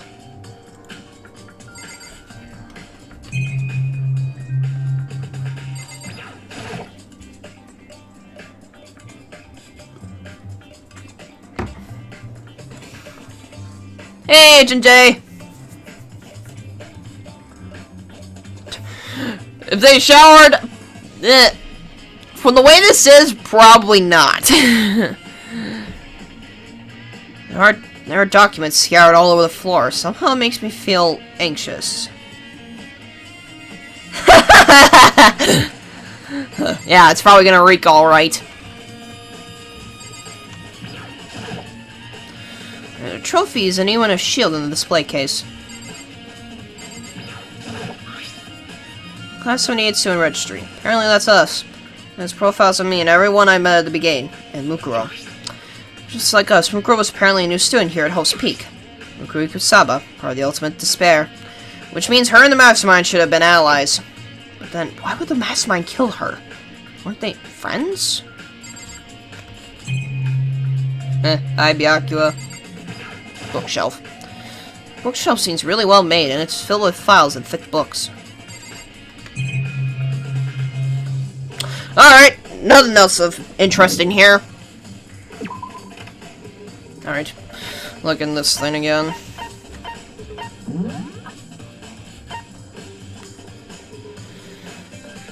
Headmaster's room, biolab, data center, dorms, garden, and dojo. Okay, so just so you know, I still got the biolab and revisiting the garden and dojo. Those are what I have yet. Since it's right here.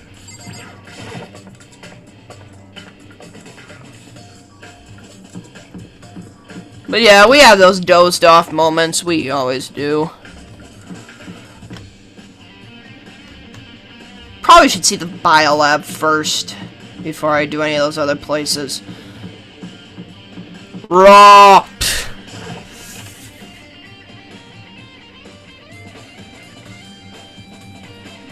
Yeah. I just look everywhere. Simple as that. Just in case I get coins. Well, here I am in the biolab.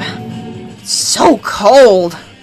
It's like abnormally cold. I feel like I'm in a giant refrigerator. Seriously, why is it so cold? Ugh, so cold. Why is it so cold in here? That's the first thing I need to figure out. Maybe that's why? Some kind of weird machine or something built into the wall. On the left side, there's a bunch of glowing blue lights. On the other side...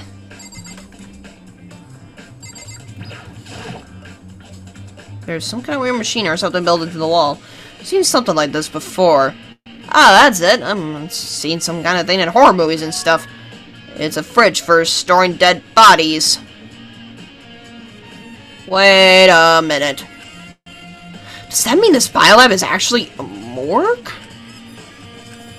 I should probably take a closer look around. There's some kind of weird machine. Only some of the lights are on, the ones on the left. The right-hand lights are off.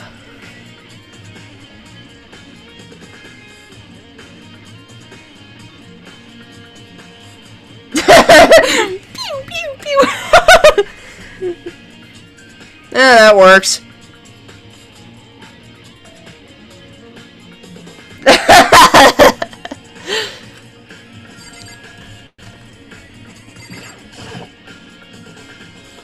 Oh, there's some kind of booklet here. Looks like an instruction manual. We offer an eco-friendly alternative to standard dry ice for all your cadaver needs. In addition to the Germanical lamps, we also provide an ozone generator for the removal of ethylene gas. Simply insert the cadaver and the blue light will let you know the automated system has been activated. Temperature and humidity levels will be adjusted automatically for optimum settings. With our system, anyone can keep a body fresh as a daisy for as long as you need. Yep, this place is a morgue. In the unlikely event of a problem, the red light will activate and an alarm will sound immediately. The exterior is stainless steel, and we do offer an optional leather upholstery upgrade package. This is the instruction manual for the fridge? Well, looking around, I think I can get it. Seems clear to me now. Some kind of makeshift morgue. About those lights at by each slot. It looks like it's set up so that when the slot is occupied, the blue light comes on. Which would mean each slot lit up in blue. Another one of the victims is... Wait a minute. I'm killing my emotions, take control right now. There's only one thing I can do for everyone who's died. And that's defeat the mastermind. To do that, I have to continue my investigation.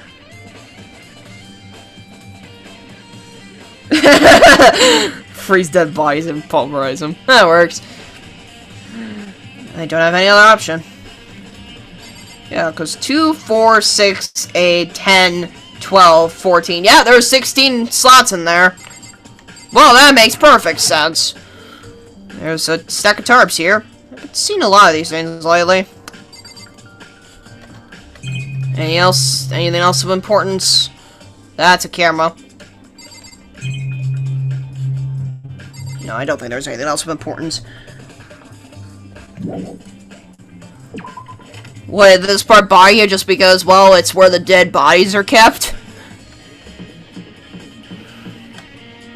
Although with this, I'm actually seeing now that okay, in 2 and V3 that they actually just got rid of the bodies completely, but here they actually just kept them there. Oh. Totally not creepy. In the slightest. Alrighty. I think I'd probably go here. Don't jump.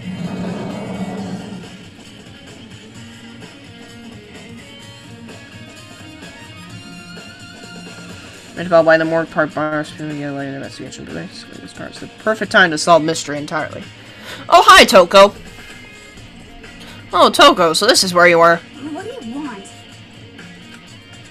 Oh, it's so disgusting. You want me out of your sight?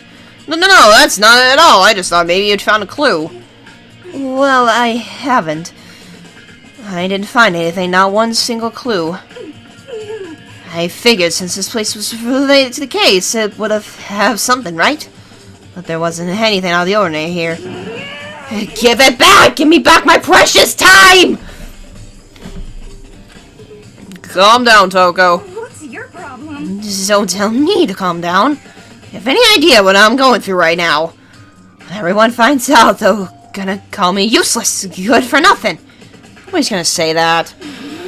Master will! Not sure I can disagree with that. Yeah, Byakuya is one that would call somebody out as being useless. He's the kind of guy that would do that. I don't want that. I'm sick of always being looked down upon. Why won't anyone accept me? Alright.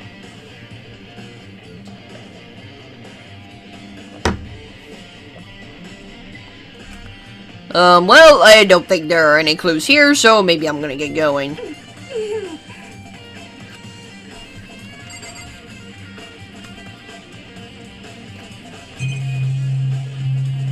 Well, there's obviously gotta be something in here.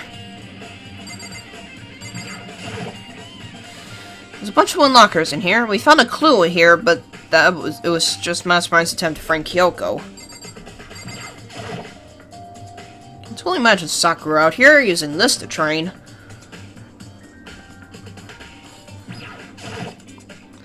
The target seems pretty far away. I'm actually amazed to see what people can do with a bow and arrow.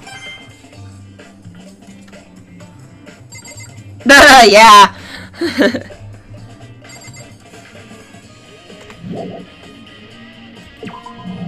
Well, that was kind of useless.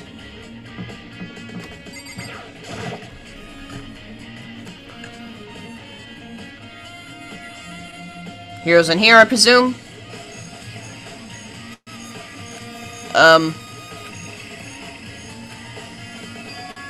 Huh? It's gone. Mukuro's body. It's not here? Bleh. Well, yeah, there's clearly an explosion spot, but nothing. Sprinkler control panel. They're set to turn on 7:30 a.m. and Monokuma at the time possibility couldn't be changed. Yep, 4 chickens. There's still just 4 chickens left.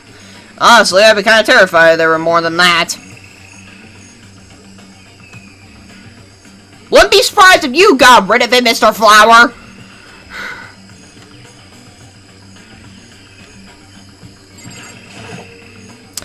Monokuma Flower. Is it true? Does it really eat paper, plastic, and people? Well, I don't think it's related to the case, so I better keep my distance. Shed. Maybe the body's inside the tool shed.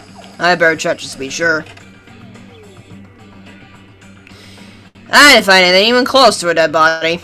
But it's not in here either. That must be... Could it be in the biolab? Corpses aren't the only thing I need to check in here. There's one other thing. That tarp.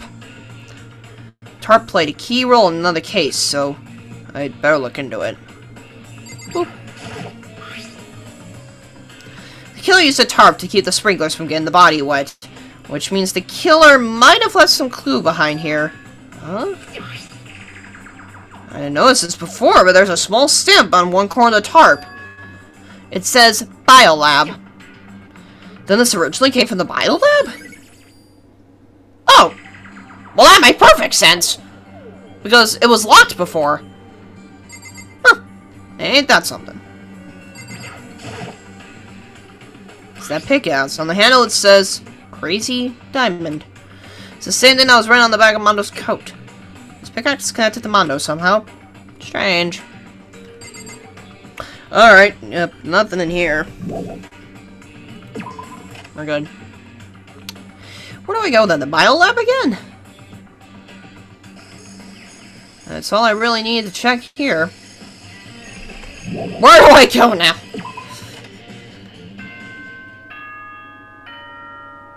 Oh, you gotta be kidding me. That's it? That's it. Oh. This is a school announcement. Well, that's got awkward. Is everyone working hard? Is your investigation coming along nicely? Well then, since you're all giving it your best, your generous headmaster will give you a little hint. For those of you who are interested, please make your way to the gym ASAP possible. As soon as possible. What? Now he wants to give us a hint? It's suspicious. There's no other doubt about that. This could be a trap. But even knowing that, he said to go to the gym, right? Yay! He teleported me there. Good. Oh, hi, Hero. He doesn't look too happy. Oh, hey, Hero. Makoto! Why'd you act so surprised? No reason. You heard Makoto's announcement, right? Are you here to find out what he has to say? I just did. Actually, I'm on my way out. You already talked to him. What'd he say? Listen, sorry, but I gotta go! Hero, wait! There was no point in trying to stop him. He ran off like a frightened animal. Hero? It's like he was trying to avoid me. I was hoping to talk to him about the notebook I found in the locker. Has he been hiding something this whole time?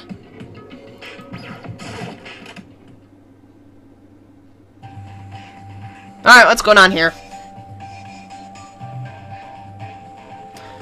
Interesting that they're doing this and it's just him standing there.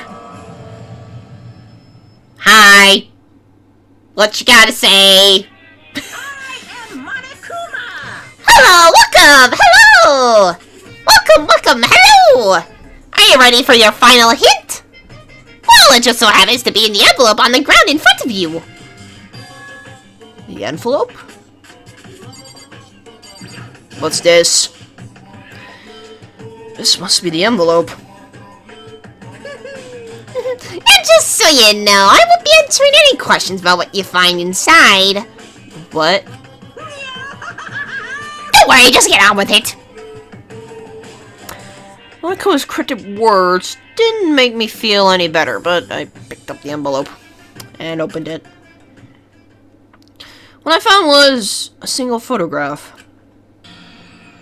Oh! It's basically the class photo!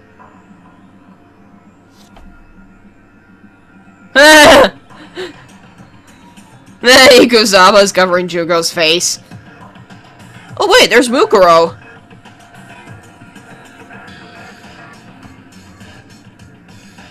Just realized something. Makoto's not in this picture. Featured a bunch of faces I recognize extremely well. It was everyone who'd come to Host Peak at the same time as me. Wait, but... there's someone behind Sayaka. She's the only one I don't recognize. Wait, that's not true. I do recognize her! That's right, when Byakuya and I were in the headmaster's room, we looked at that file. Mukuro Ikusaba? Then this girl is... yeah, that's Mukuro. Wait, what? Why? Why is Mukuro here with everyone else? Yeah, more than that. Yeah, where's he? Tell me everyone here posed like this is weird enough by itself. We're all wearing matching uniforms. I don't remember anything like this.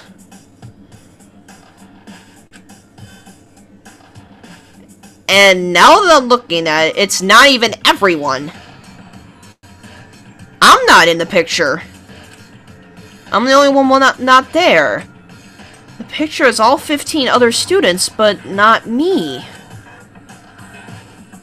But I guess that makes sense. After all, I don't remember ever taking a picture like this. I went to junior high with Sayaka, but the first time I met everyone else was when I arrived here at Host Peak Academy. So it's natural for me to not be in this picture. But what's definitely unnatural is that everyone else is in the picture. I thought everyone was like me and didn't know each other until they got here. But this picture is real. Then could that mean... could it be... everyone else? And just me? Everyone here except me is... How long are you gonna keep up this rambling soliloquy of yours, Hamlet? Good one. Good one. What are you gonna do? You're kinda getting in the way standing there, you know. So I mean, get out! But... I told you, I'm not fielding any questions. What kind of mystery would this be if I gave you all the answers? I'd be totally out in left field. Error. I guess that means he's done talking. Dang it!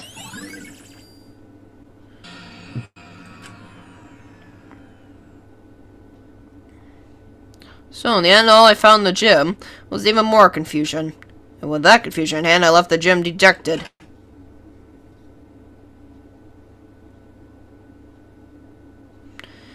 How does that count as a hint? It just makes me even more confused. Is that what Makuma was going for? Did he put together a fake photo just to confuse me? But it looks so real, so full of life. How could anyone fake that?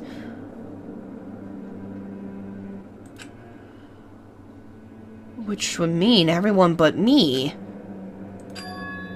Maybe I should just ask everyone directly. That should clear all this up. No, I have to clear this all up.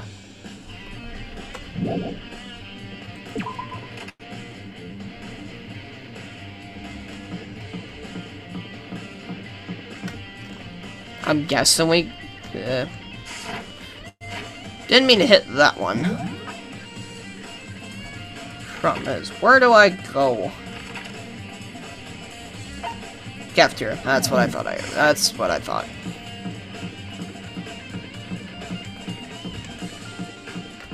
Despair Hotel.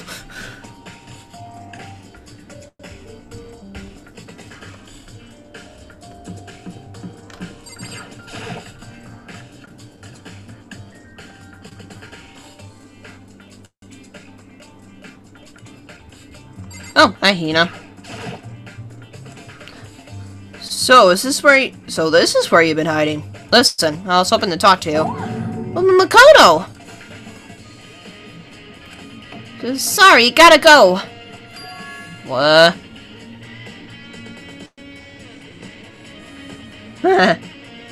Cool. Actually, I did want to ask you, Agent J, what time do you usually stream? She went out so fast I didn't even have time to ask her to stop. Hina. Why? Why won't you talk to me?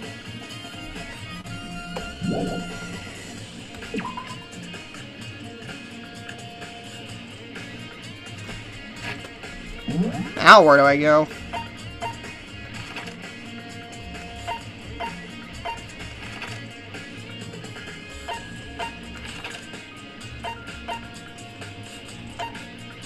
Of course, Byakuya's on this. Of course, Byakuya's in the archive. That's someplace he normally would go.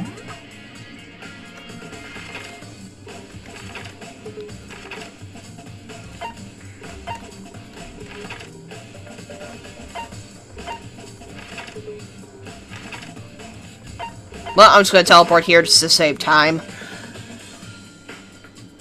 Usually in the afternoon, my time around 1 or 2. Stream on Twitch.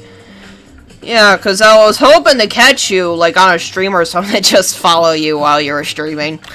That's what I've typically been doing, but just haven't been able to catch you. But yeah, I do have a Twitch account, I just haven't had time to try to mess with it to try to stream. Or see if it even works, for that matter. So I know OBS for me doesn't work on YouTube, but maybe it might work on Twitch. Who knows?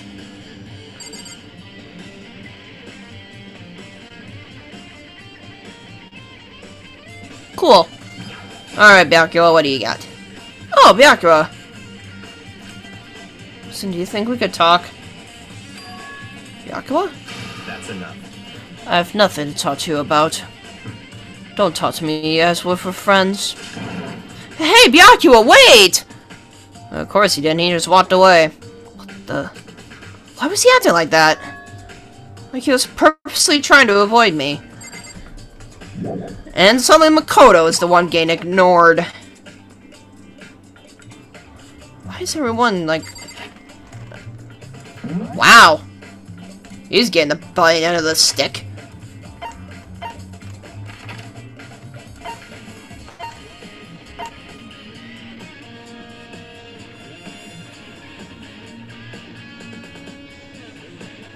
Oh.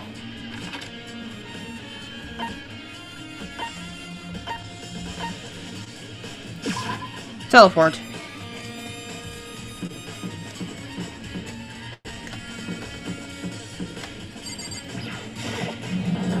No way, no one was in here, though. No, nobody was in here. Garden! Garden! Garden!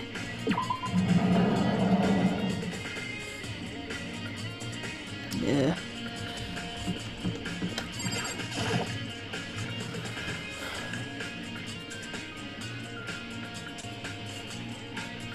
Now there's Hero.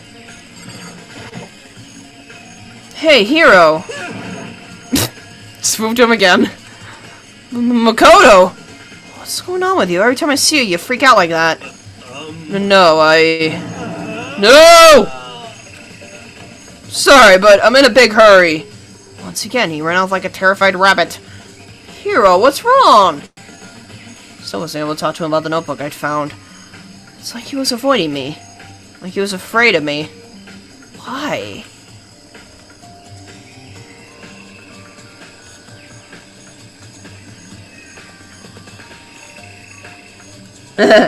Banna. Yeah. I personally haven't played that myself, but I have seen like a little bit of footage for that.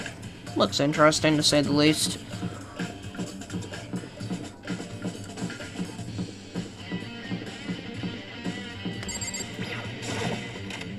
Yeah, Final Fantasy 7, that works. I decided to visit the biolab one more time. First thing I saw when I got there. It was her, passed out. It was her, passed out. Again. Huh? Toko? Wait, one of the thingies is open. Toko, are you okay? No, no. She's not dead, is she? I forgot about that. Ah, Devil May Cry, yeah. Ah! It's cold! Super cold! It's so cold! I think I might catch cold! You keep taking naps in places like this, I'm sure you will. What? I was asleep? Ah, I must have fainted again. I bet you were standing there staring at me and getting all excited, weren't you? No, I wasn't. Have you reached that certain age? What? Oh, then what? Hot and bothered? Straight up horny? Okay, so why did you pass out? I don't know, last thing I remember was me waking up just now. What'd you do to Miss Moore? Whatever. Oh, that's right, your memory stops and starts each time you switch. Bingo bazinga! We share some basic knowledge, but our memories are very much separate. And don't say it like it's a bad thing, it's a blessing as far as I'm concerned. Because even if she forgets something, I totally remember. So it's like double the memory. No, it's more like half.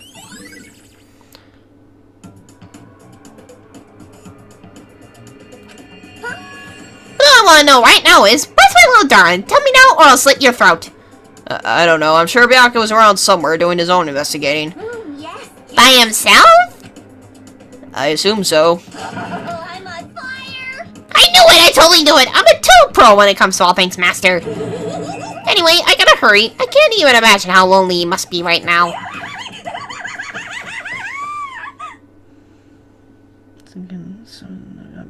Game in the first place. Yeah, nice. Nice, that's a first game for you.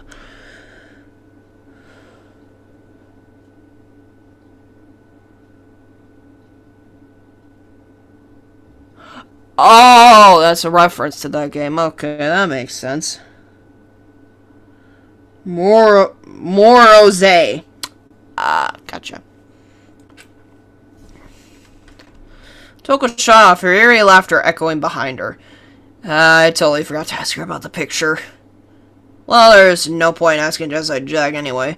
Besides, I have more important things to do right now. Why did Toko faint? There's gotta be some reason for it.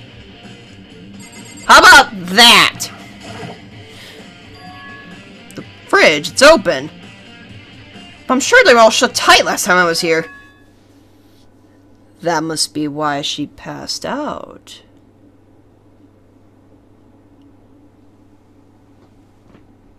What? Oh, hi. Oh gosh, I thought it was the body talking for a second.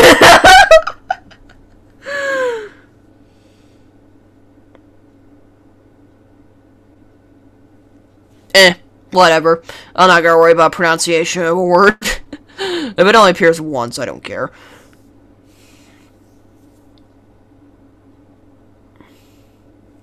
She faints so easily. Kyoko! Makoto. It's getting late, isn't it? Are you okay? Indeed. I'm sorry if I made you worry. No, you don't have to apologize. Listen. But listen, about this room. Oh yeah, It would seem... it's a morgue. Yeah, I knew it. I suspected as much. And Toko must have looked inside the fridge, seen what was in there, and well, there you have it. You knew she'd fainted. Indeed. I I was on my way here when Genocide Jack came running past me. I assumed she must have sneezed, but once I got inside, the real reason became clear. It would seem... I imagined she came here to investigate, and when she opened the slot there, that's when she saw the body inside and dropped like a bag of rocks. Why is everything gotta be so difficult with her? Anyway... We should close it up. Don't want to leave it hanging open like that. Yeah, good idea. Makoto. Give me a hand with this.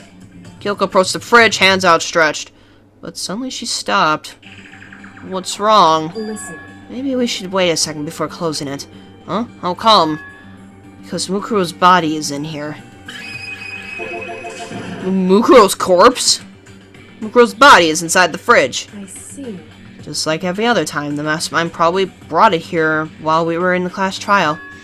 The mastermind did it. Because they assumed we wouldn't be doing the class trial over again, I guess. So... You may be right. Either way, now I can finally get a good look at the body.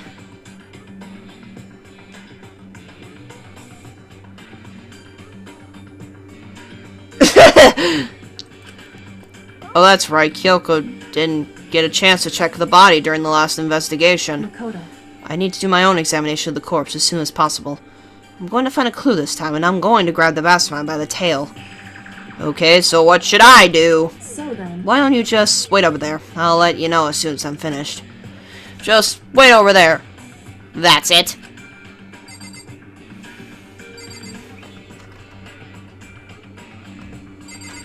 What do I click here?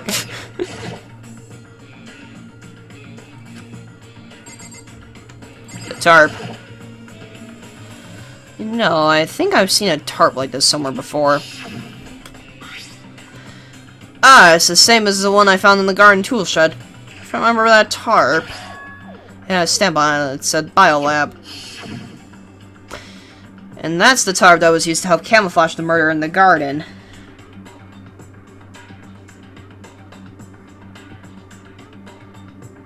Our mystery could have been solved here. No, they'd opened the drawers and checked the other bodies.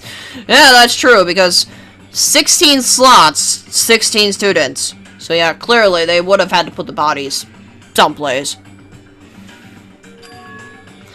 At some point, someone got it from the biolab and took it over there.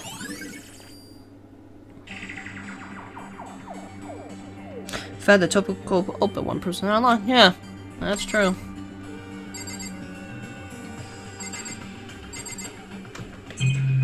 Hello, what else do I look at here? Can I talk with you yet? Should ask Kyoko about that group photo. After all, she's in it too. Don't let me interrupt your investigation, but I wanted to talk to you about something. What is it? It's about the announcement Akuma made earlier.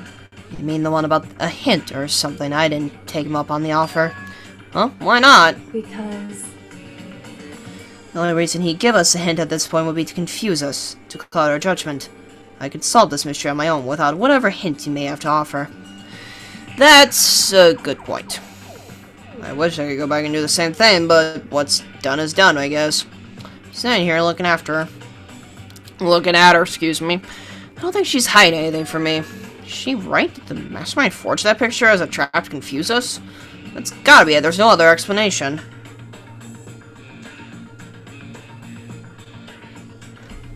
Who knows? It's video game logic. I don't think that needs to be questioned. But who knows?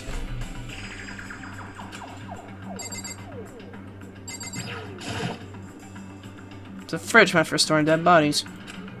I can't do it. I can't look inside.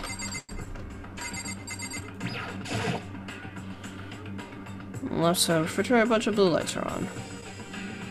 But these ones aren't. It would seem the blue light comes on when the slot is occupied. So when someone's in there, the blue light comes on.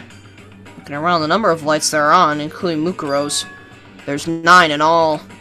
9. 9 lights.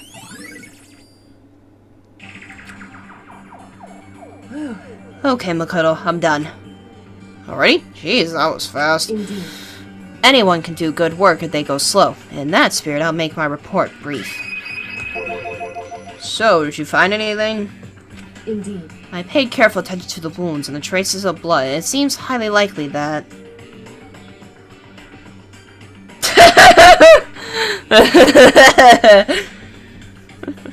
Open the drawers and see who's missing. The stomach wound and blow to the back of the head were inflicted after death. Really? The burned tissue made things a little difficult, but I'm completely confident in my findings. So that means neither of those were the fatal injury, right? There should be 10 bodies if they start with 16 students and 10 died. Oh, okay. I get it. Okay. I think I understand that, okay. Okay! Then what was the fatal injury? Due to the explosion, the victim's identity is unknown. They were, however, dead before the blast. The victim had been stabbed a single time with a knife, which went completely through the body. They had also been struck in the head with an object about as thick as a metal pipe. Whoever's missing isn't really dead, like my last friend. That's why this scene bugs the crap out of me. Yeah, that was sold it right then and there. It's like, huh. Let's see what's in these, because why not? Let's see what's in these, because that could be vital. The body was covered with other wounds, but these were at least several days old. The only other option is those other wounds, but the file said they were old. Is that right? Where does it say they're old? Huh? Because... All the Makua file says is that they were inflicted at least several days ago. Excuse me. I guess I don't see the difference. Excuse me. Wrong. Well, the difference is immense considering the impression they give. Listen. You seem to be equating several days old with simply old. However... But that doesn't quite follow logically. Kyoko just used her brain of either of them, did some basic math. Yeah, that is true. Old wounds, it makes it sound like they've been there forever, like they're not related to the murder.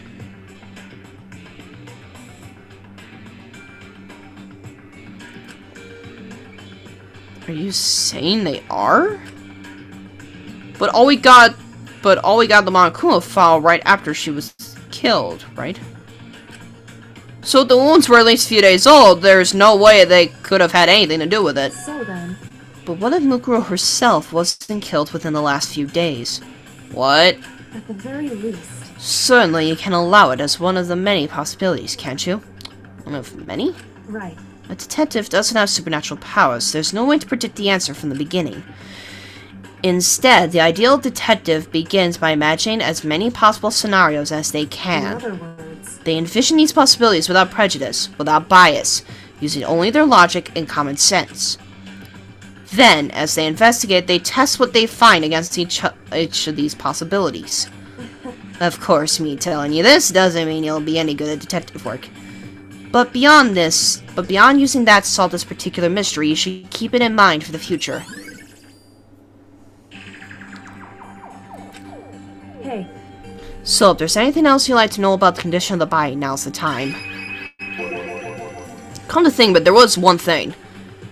Earlier when I was looking at Mukuro's profile, it listed her height and weight. so 5 foot 7 inches, 97 pounds. Vitals were 31, 22, 32. Did I get all that right? You remembered all that? They were indeed consistent with the corpse. So then. indeed. And don't forget about the veneer tattoo. There's absolutely no mistake.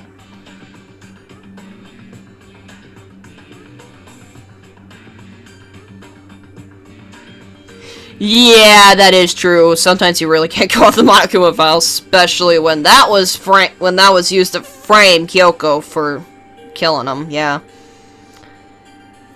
But yeah, makes sense. Indeed. Our victim in this case is, without a doubt, Mukuro Ikusaba. And Is that all you wanted to ask?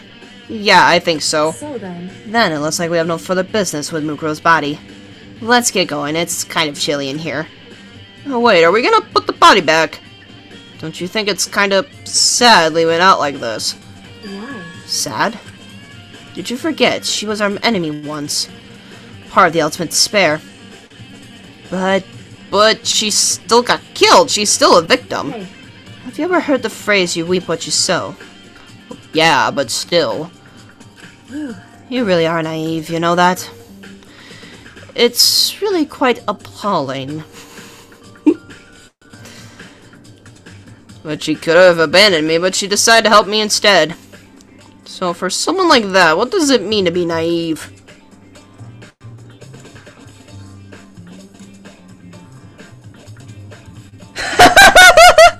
Idiot geniuses, yep, that kind of sums it up. so then, I think we've done all we can do here. Back to our separate investigations, yes? Ah, hold on. Still have one more thing to do. So I need to talk to Kyoko about. Oh yeah, the pocketbook. I need to ask her about that pocketbook I found in the locker. If I don't do it now... Gimme, Kyoko! Hey, Kyoko. I did have one last thing. I know I shouldn't, but I feel like I have to ask. what? Go ahead then. Out with it. Have you really not seen your dad even once since you got here? What? What? So, What do you mean? Well, you know all those lockers on the second floor of the dorms? I do, yes. But to get into any of those lockers, you need the handbook for what locker it belongs to. Actually, I managed to get them open using that emergency handbook. I see. The one you found in the headmaster's hidden room. And? So, did you find anything worthwhile in the lockers? I found a pocketbook, and after looking through it, I think it must be your pocketbook. Why is that? What makes you say that? Because, Like I said, only the locker's owner should be able to get into it, right? Can't imagine those lockers belong to any of us. After all, we only got access to that area just recently. What I'm saying is, there's no way I could have had access to any of those lockers.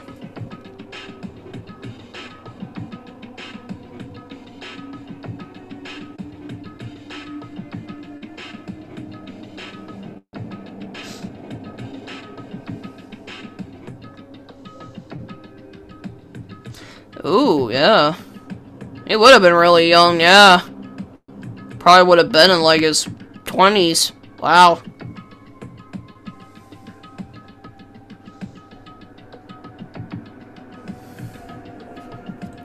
I mean, that makes sense, but yeah. And if I did have a pocketbook, why would I bother putting it in a locker? Everything you just said makes perfect sense, but there was something written inside. It was about the headmaster, about your father. If that's true... Could that mean that video is real too? Video? Makoto. I think everything is finally starting to fit together to reveal a cohesive picture. Although I'm afraid that picture might be worse than anything we could have imagined. What are you talking about? I need to go investigate those lockers, right now. I need to confirm what you just said with my own 2 eyes. Well, let me give you a headmaster's handbook, that way you can... So... That won't be necessary. But if I'm right about this, I shouldn't have any problem opening the locker with my own handbook. After all, it would seem that it's my locker. Your locker. Makoto. If you watch this, it'll all make sense. A DVD. Urgent interviews. Huh. It says Class 78 urgent interviews. So... I found it in that hidden room after you left. Anyway... I don't have time to explain exactly what I think it means, so just watch it and see for yourself. I think you'll realize exactly what it means. Excuse me. You'll understand why you found my pocketbook in a place none of us have ever seen before. None of this makes sense right now. But I guess that means there's some important clue on the DVD.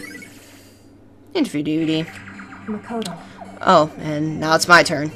Do you have a second to listen to me ramble? Ramble? In other words... So, as it turns out, the arrangements I've made didn't stick. What I mean is, I'm less and less sure of everything. Even my own feelings. You're talking about your dad, right?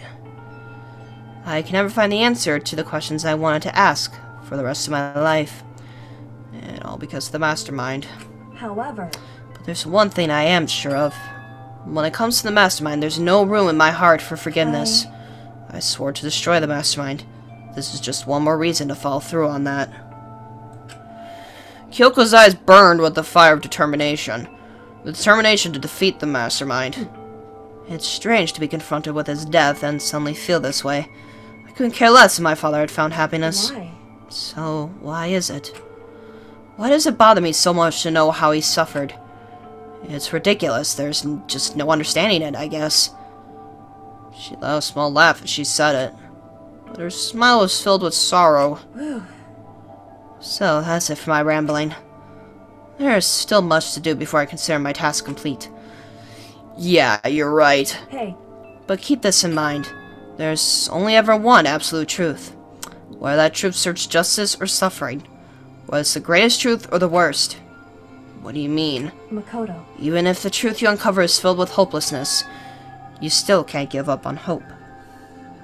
It means you're human, Kyoko.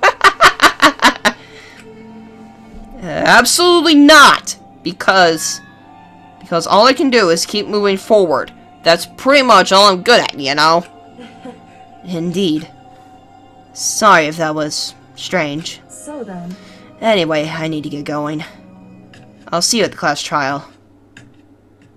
It's called empathy. It's a good trait.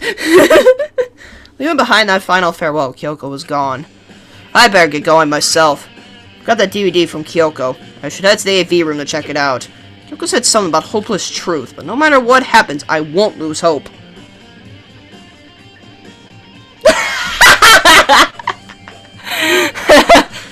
Yep, he's certainly done that many times. He has certainly taken blows to the head many times. Even if it's the worst truth in the world, I can't afford to lose. And out of here we go. And I am going to teleport yet again. Because, what's the point of me doing it?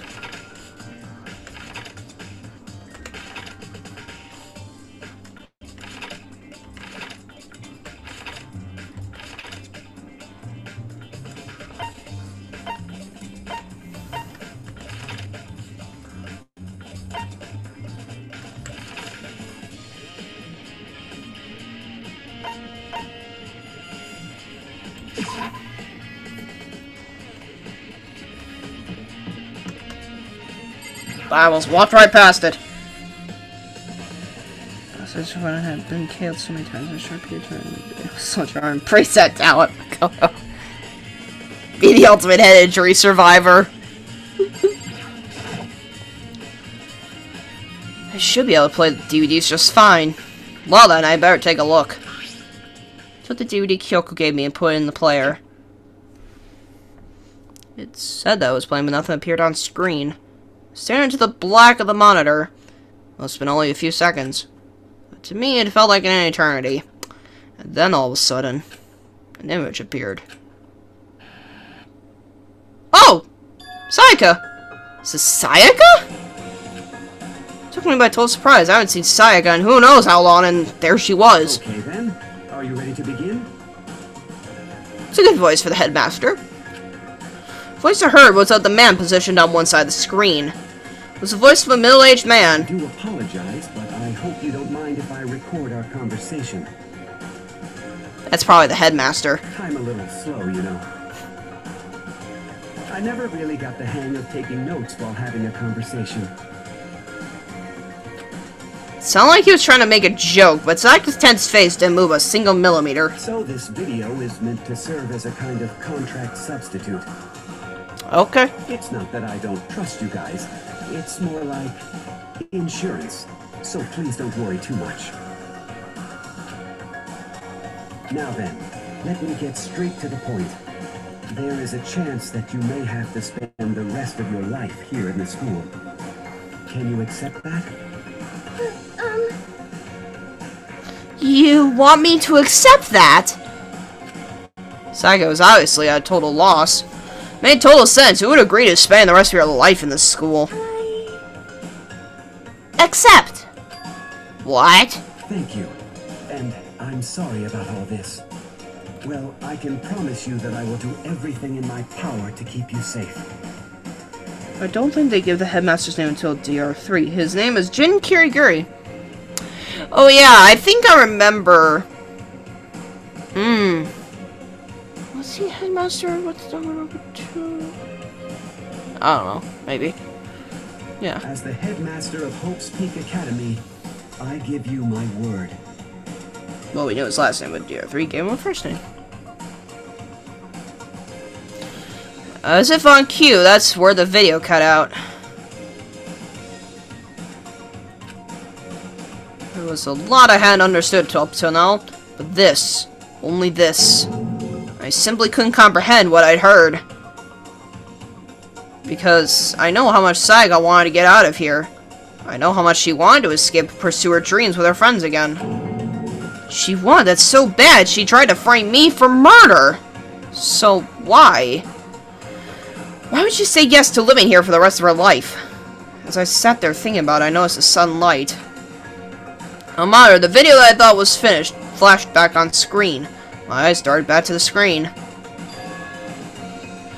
And if I was confused before, what I saw next pushed me right over the edge.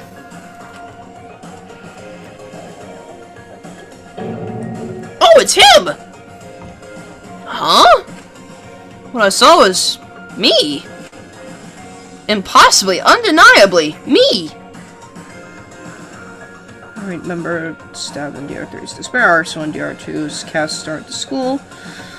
I don't remember if he was actually headmaster after headmaster and became headmaster. Yeah, because I think I do remember his name from the anime. That's why it sounded familiar. Anyways. So, Makoto, before we begin, I should let you know that I'll be recording our conversation. Yes. Me and the headmaster were looking at each other. He and I were having what seemed like a fairly normal conversation. But I, in the here and now, had absolutely no memory of it. I had no memory of even meeting the headmaster, much less sitting down to talk to him like this. Now, shall we get straight to the point? Makoto, there's a chance you may have to spend the rest of your life here in the school. Can you accept that? Yes. Huh. This can't be real. I said yes? I'm sorry I'm putting you through all this. Well, I mean, we don't have much of a choice, do we? But I promise that as long as you're in this school, I will do everything I can to protect you.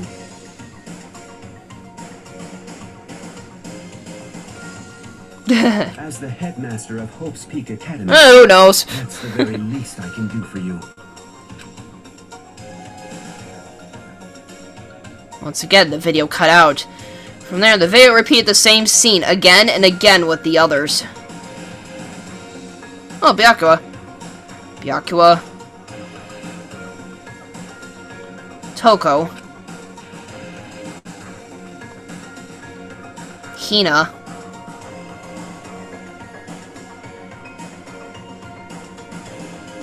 Oh, yeah. Yeah, that little weird dream he had.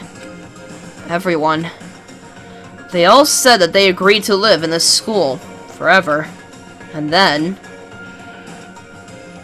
Oh, hi, Kyoko. Kyoko. Her interview with him had been recorded just as clearly. Without a doubt, she had met him. She'd sat down with the headmaster of Hope's Peak Academy, her father. And when he asked her his question, she answered the same as everyone else. She accepted a life within the school. Just as Kyoko's interview was wrapping up, the monitor suddenly went black. Huh? Wasn't just the monitor, the DVD player itself had apparently turned off. Which, of course, meant the DVD wasn't playing anymore. What the heck just happened? Say what? Oopsie! Looks like it broke. Out of service! Whoa. I knocked... Luckily it wasn't the actual mic I hit, it was just the filter. What? Just so happened to break just now? Too bad.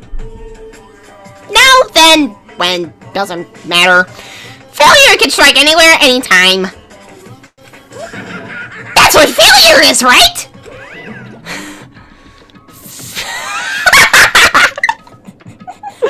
Failure might... You cut the power on purpose. Well, whatever. Even if I watched the whole thing, it'd just be more the same.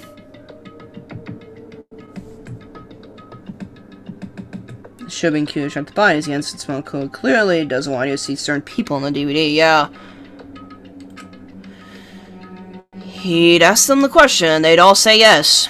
I couldn't help myself. I let out a huge, exasperated sigh. But as I did, I remembered something. That's right. I fainted too, and when I woke up, I noticed a strange feeling of separation within myself, a disconnect. It would seem... Thinking back on it now, at that point, my memory was gone. At that time, I had forgotten. I couldn't remember why I'd come to this school, and I couldn't remember what my ultimate ability was. But what would make you forget all that?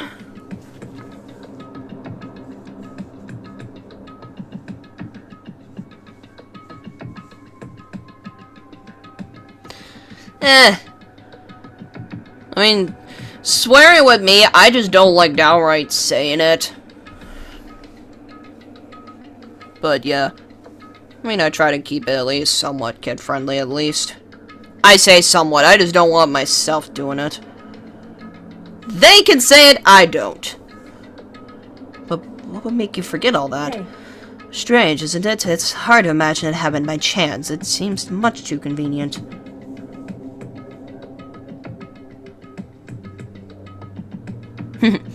Yeah, I kind of just do, like, just silence, like, It's just how I censor it. Yeah. Yeah. So I know, back when I was first starting it, when I had Mondo, who was always throwing the F-bombs all the time, usually I try to just quickly go for my mic and mute it. Because, well, all the audio that you're hearing is coming through my mic. So, yeah. Convenient outcome. Something that seemed to obviously work in favor of the mastermind. So does that mean I've lost my memory too? What about the others? Have we all forgotten? Or...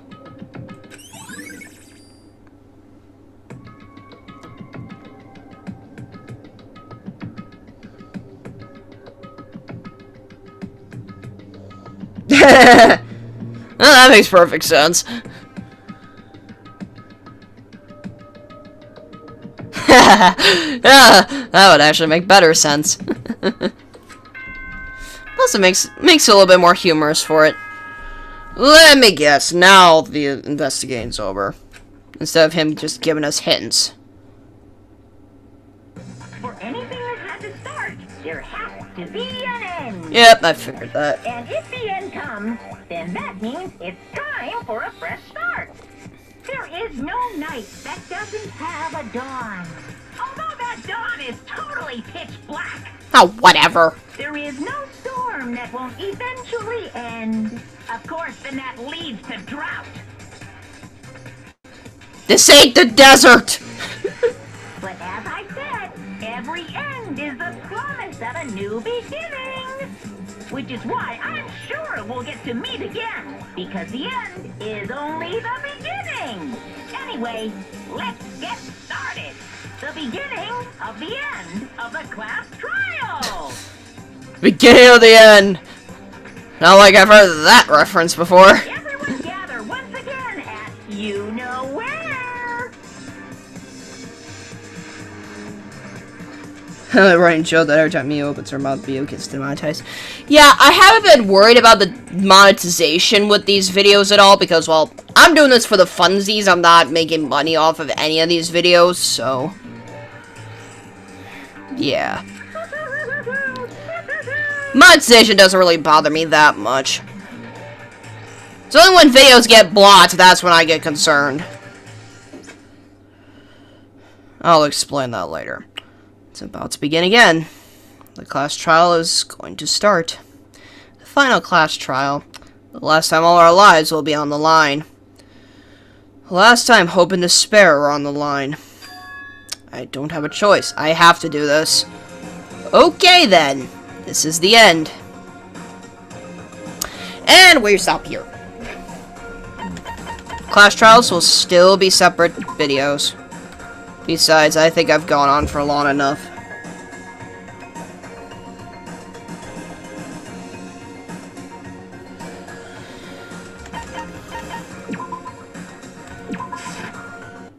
Yeah, and I can see if you don't worry about the monetization, then...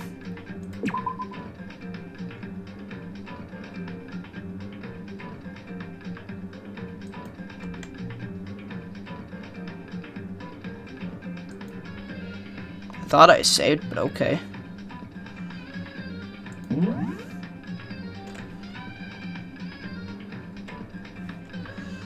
Okay. Wait, I do want to make... Did it actually go to... Yep, okay, yep.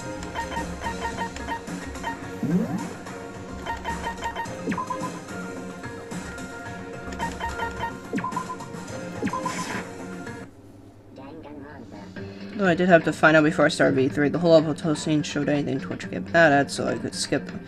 They don't, for the record. Okay. Yeah. I certainly quit without saving so many times, especially in the last game. Yeah, but I'm one of those people that make sure I absolutely save, so... There have been very few times where I forgot to save. But yeah. Though something I do want to say, kind of going back to like the blocking and all that jazz. Very few times I have gotten blocked with the video, but a couple of times that's just always been like, okay, I used the wrong music. It's just, it had the copyright where it was going to block it. Okay, that's no big deal. I can just change the music. That was just mostly with speed paints. So it's like, oh, just go change the music. That's fine. If it was only blocked in, like, one country, I didn't really care. Because it's like, oh, it's just one country. It's not a big deal, really. Let's Play have a different file for each save in the first two games, but didn't do it for V3 because people kept asking me about it. Oh. But, yeah. But I also did want to say with this, and I still have no idea why they did this. Actually, I can show you right now. Because what was weird is that... Okay, so... The first 2 parts that I did with Danganronpa, they only got demonetized. So it's like, okay, they were just claiming rights on, like, the cutscenes. Because one was claimed because of Leon's cutscene. Another one was claimed because of, I think it was... Whose was it? I know 2 times it got demonetized. Those were like the first 2 parts in my Let's Play. But the thing that is really messing with my mind right now, and that is making me super mad right now, is because the part that I did last week got blocked worldwide afterwards. And I didn't find this out until like the night it was done. Oh, hey. Yeah, Bendy. Chapter 3 was good, but okay. But in any case, it's stupid because this part got blocked worldwide. The part that they claimed was Makoto's cutscene. His execution. Didn't do it on Kyoko's, but they did on Makoto's. And it was weird because last 2 times it was like, oh, just monetization. No, they downright block it this time. I'm like, really? Really? You had to do that?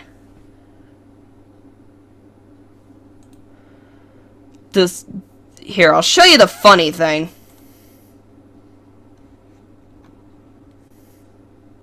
Okay, this is not the one I'm talking about. Oh. This is not the one I'm talking about. This is not the one here. Oh, come on. Just let me get to it for crying out loud. Videos. Yeah, this is not the one I'm talking about. This is not the one I'm talking about. Or is it? No. Yeah, this is not it. Yeah, this is the one here. Yeah! You couldn't see it because it got blocked! This is why. Because I did go around, like, kind of doing a little bit of research to see if I could get this thing off. But I found out that these guys here, apparently they made the anime for Danganronpa. Not the game. They did the anime. And I'm very confused why they would put claims on that. And I did remember seeing, like, a Reddit post that someone was complaining about, like, a similar thing with the monetization. So, Spike Chunsoft apparently themselves stepped in, like, hey, you can send an email to this and we can take care of it. I tried sending an email to them, like, a week ago. Still haven't gotten any kind of response. So, I have zero clue how to get this unblocked. Because with this being a stream, I have no idea how to edit these.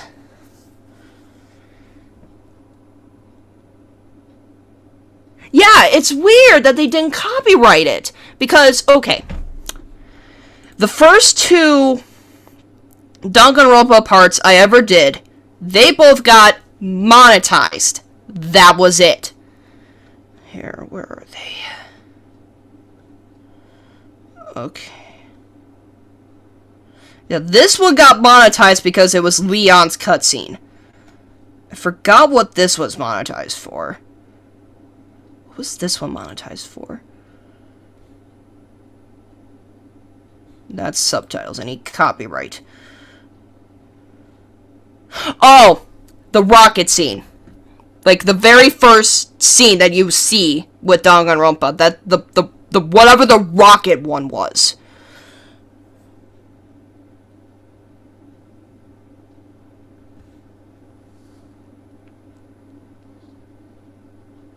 You gotta be kidding me. So there's really no way I can get this off. So there's no way I can get this claim off. It's stupid. It just is stupid. Because it's weird, because I just find it weird that they blocked it rather than just demonetizing it again. Because that's what they did for the other cutscenes.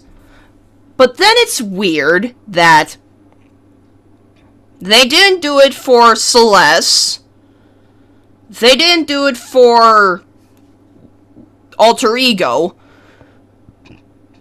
They did... It's weird because they didn't do any of the middle ones. They just did the Rocket, Leon's execution, and now Makoto's. Well, that's the thing. I don't know if I really can switch to Twitch. Because my internet is crappy. And I tried running OBS with YouTube. It didn't work for crap, so that kind of made me lose faith with it. It still works fine for recording my speed paints, but it can't do crap with live streaming. I'm thinking about maybe futzing with it tomorrow just to see if it'll work on Twitch, but I don't have high hopes for it. I really don't.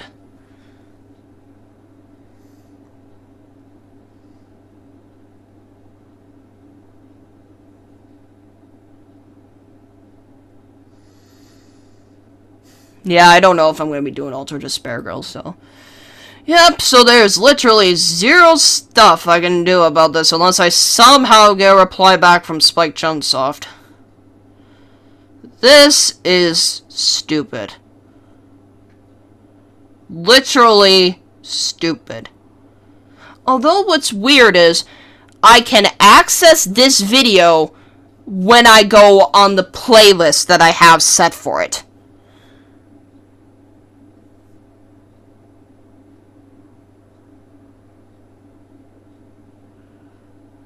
Yeah, I mean, at least Hangouts can keep up with it. At least Hangouts, it's enough where it can actually keep up with it. But yeah, I don't have any clue what to do about this. Actually, Agent J, if you're on YouTube, can you quickly go on the playlist and see if you can actually access this video from it?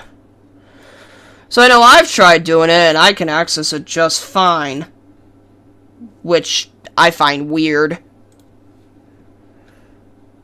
Which I don't understand why, but... But yeah, that's why you can't see the video, because it's blocked. Because of a stupid copyright. I don't like that at all. It's stupid. Because there's nothing I can do about it. There's literally zero clue I can do about it because, again, it's a live stream, not a recorded Let's Play. I can't just take it down and re-upload it.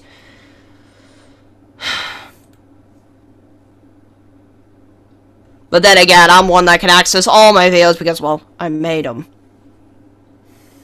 But I just find it weird that, okay, even if you put them in a playlist, they still pop up. I'm like, how does that work? Is it playable? It appears on the playlist, but is it actually playable?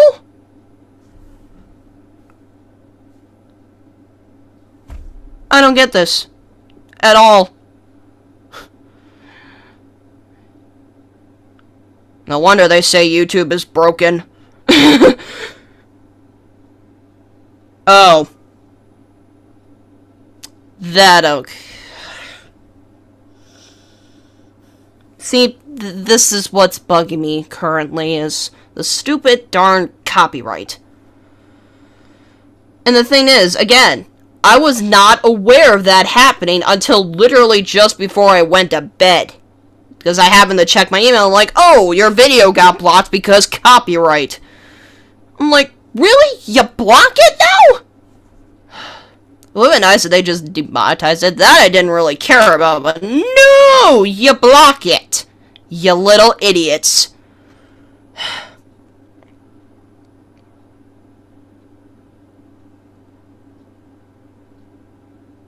Of course.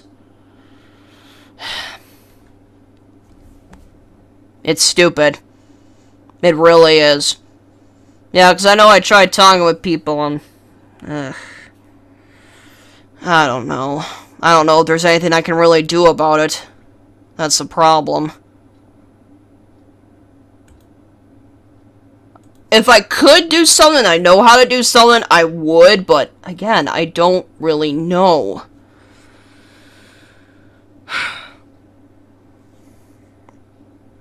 Well, I spilled that one, so...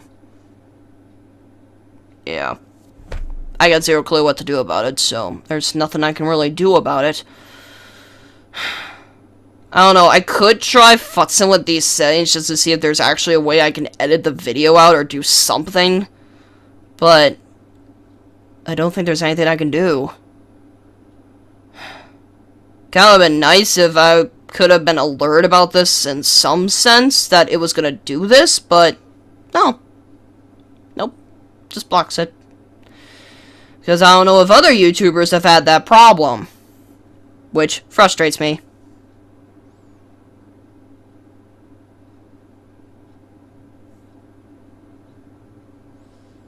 YouTube thing was what I was this.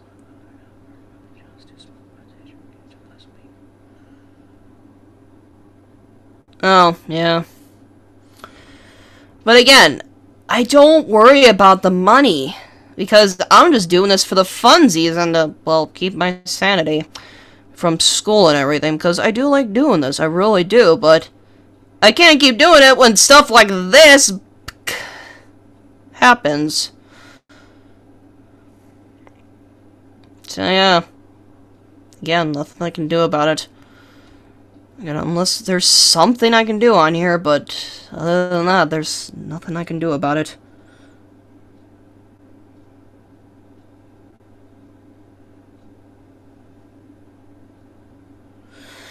Yeah, because again, I know I've seen like a few posts when they talk about the monetization, because that's all they're concerned about, but I haven't seen anything where it talks about the blocking like this. I just find it weird that the first 2 times this happens, it's just demonetized. The next few trials, nothing happens. But now suddenly we get to Makoto's, and it's like, nope, I ain't dealing with this anymore. I'm blocking you.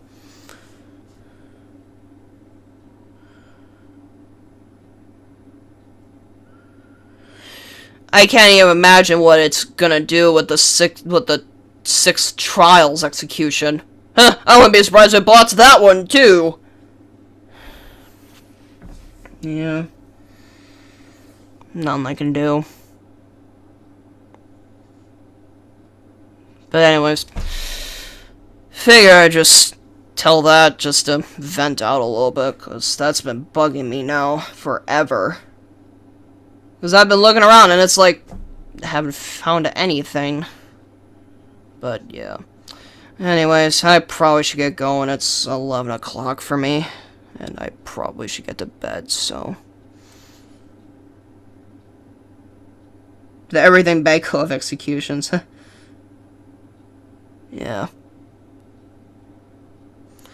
Yeah, because that's the thing, because I looked up a video, like, how you can do, like, the different disputes, and it's like, yeah, none of them really apply to me, except maybe if I try futzing with the fair use one, but no. I don't think that's gonna work. But yeah. Nothing I can really do about it at this point. At least that I know of.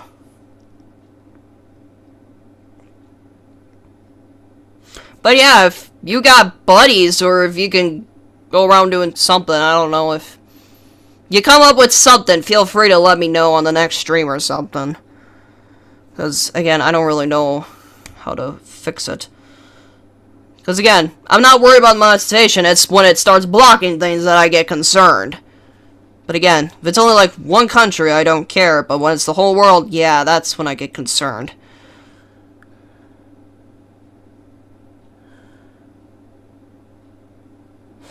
Yeah. But in any case, yeah, I'm gonna get going. Because, again, I probably should be getting to bed. So, do the typical end card. So.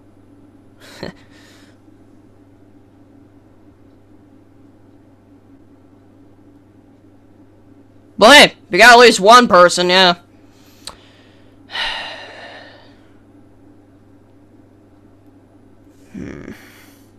But yeah.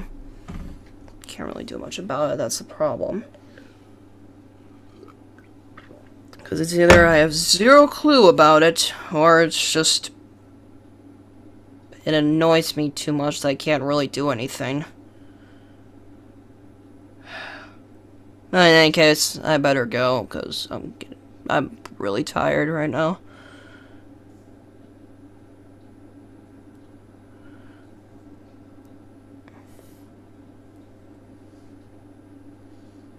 Oh, nice. Could you maybe give me his name, or at least the channel name, at least? Or, I mean, if you could at least talk to him, and then maybe let me know what he says on the next stream or something, or... yeah. That'd be great. That'd be great, actually. Yeah, because again, I have zero clue how some of the copyright stuff like this works. So, yeah, it's, again, nothing I can really do about it.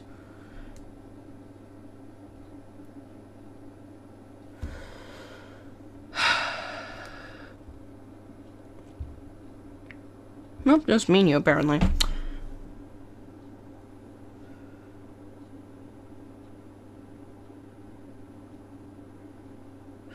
Oh, yeah. But again, some of the things, it may be the same. Who knows?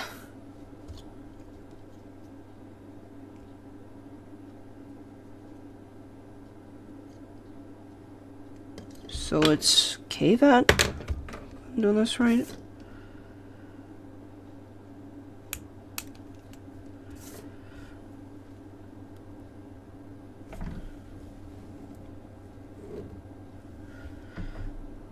I mean, if I at least get his channel name, I can look him up later, too.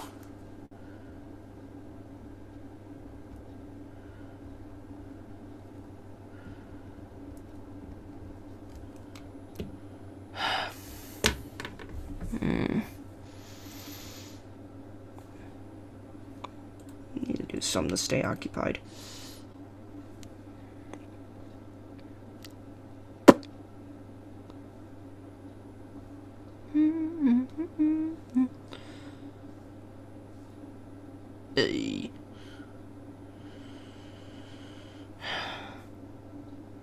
But yeah, I do have a Twitch, I just haven't had the time to sit down and futz with it to see if it'll stream, so... meh.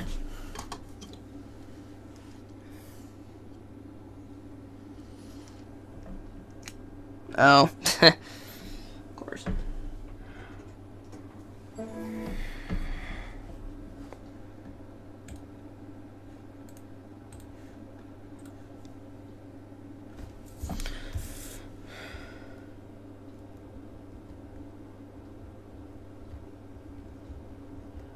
Shokin 1. Okay. Alright, I'm literally gonna do this.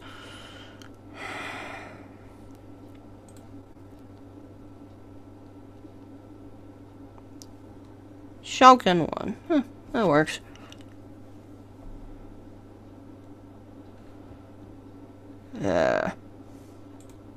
Don't care.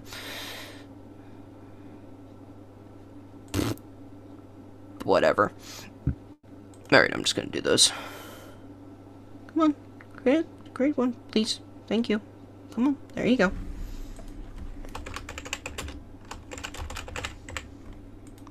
Just in case this paper I have here gets thrown away.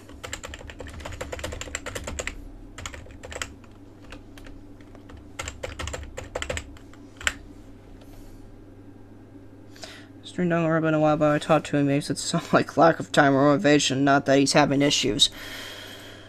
Oh. As I said, he's in Australia, so things may be different there. Yeah, but I mean, if it's something like this that's getting it, then something tells me that copyrights for Danganronpa at least would be similar to a degree, but yeah, I just don't understand why it would block it. Because you monetize it, but then you block it. They're like, okay. But yeah, thanks for that. I'll probably look them up tomorrow morning, just so I can get to bed. So, but yeah. Thanks for coming by, Agent J. Thank you. Thank you very much. Thank you very much. Couldn't help that. But in any case, still do the typical end card.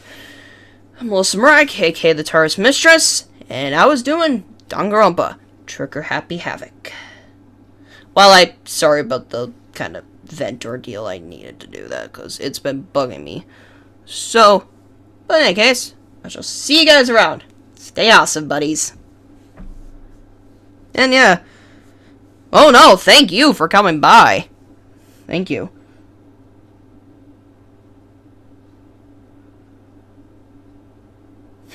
Yeah. I mean, I technically don't have a Discord right now. I don't really have Discord or Skype at the moment.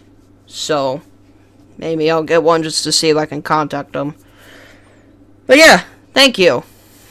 Thank you very much. But yeah, I'll see you later. And I'll see you guys around.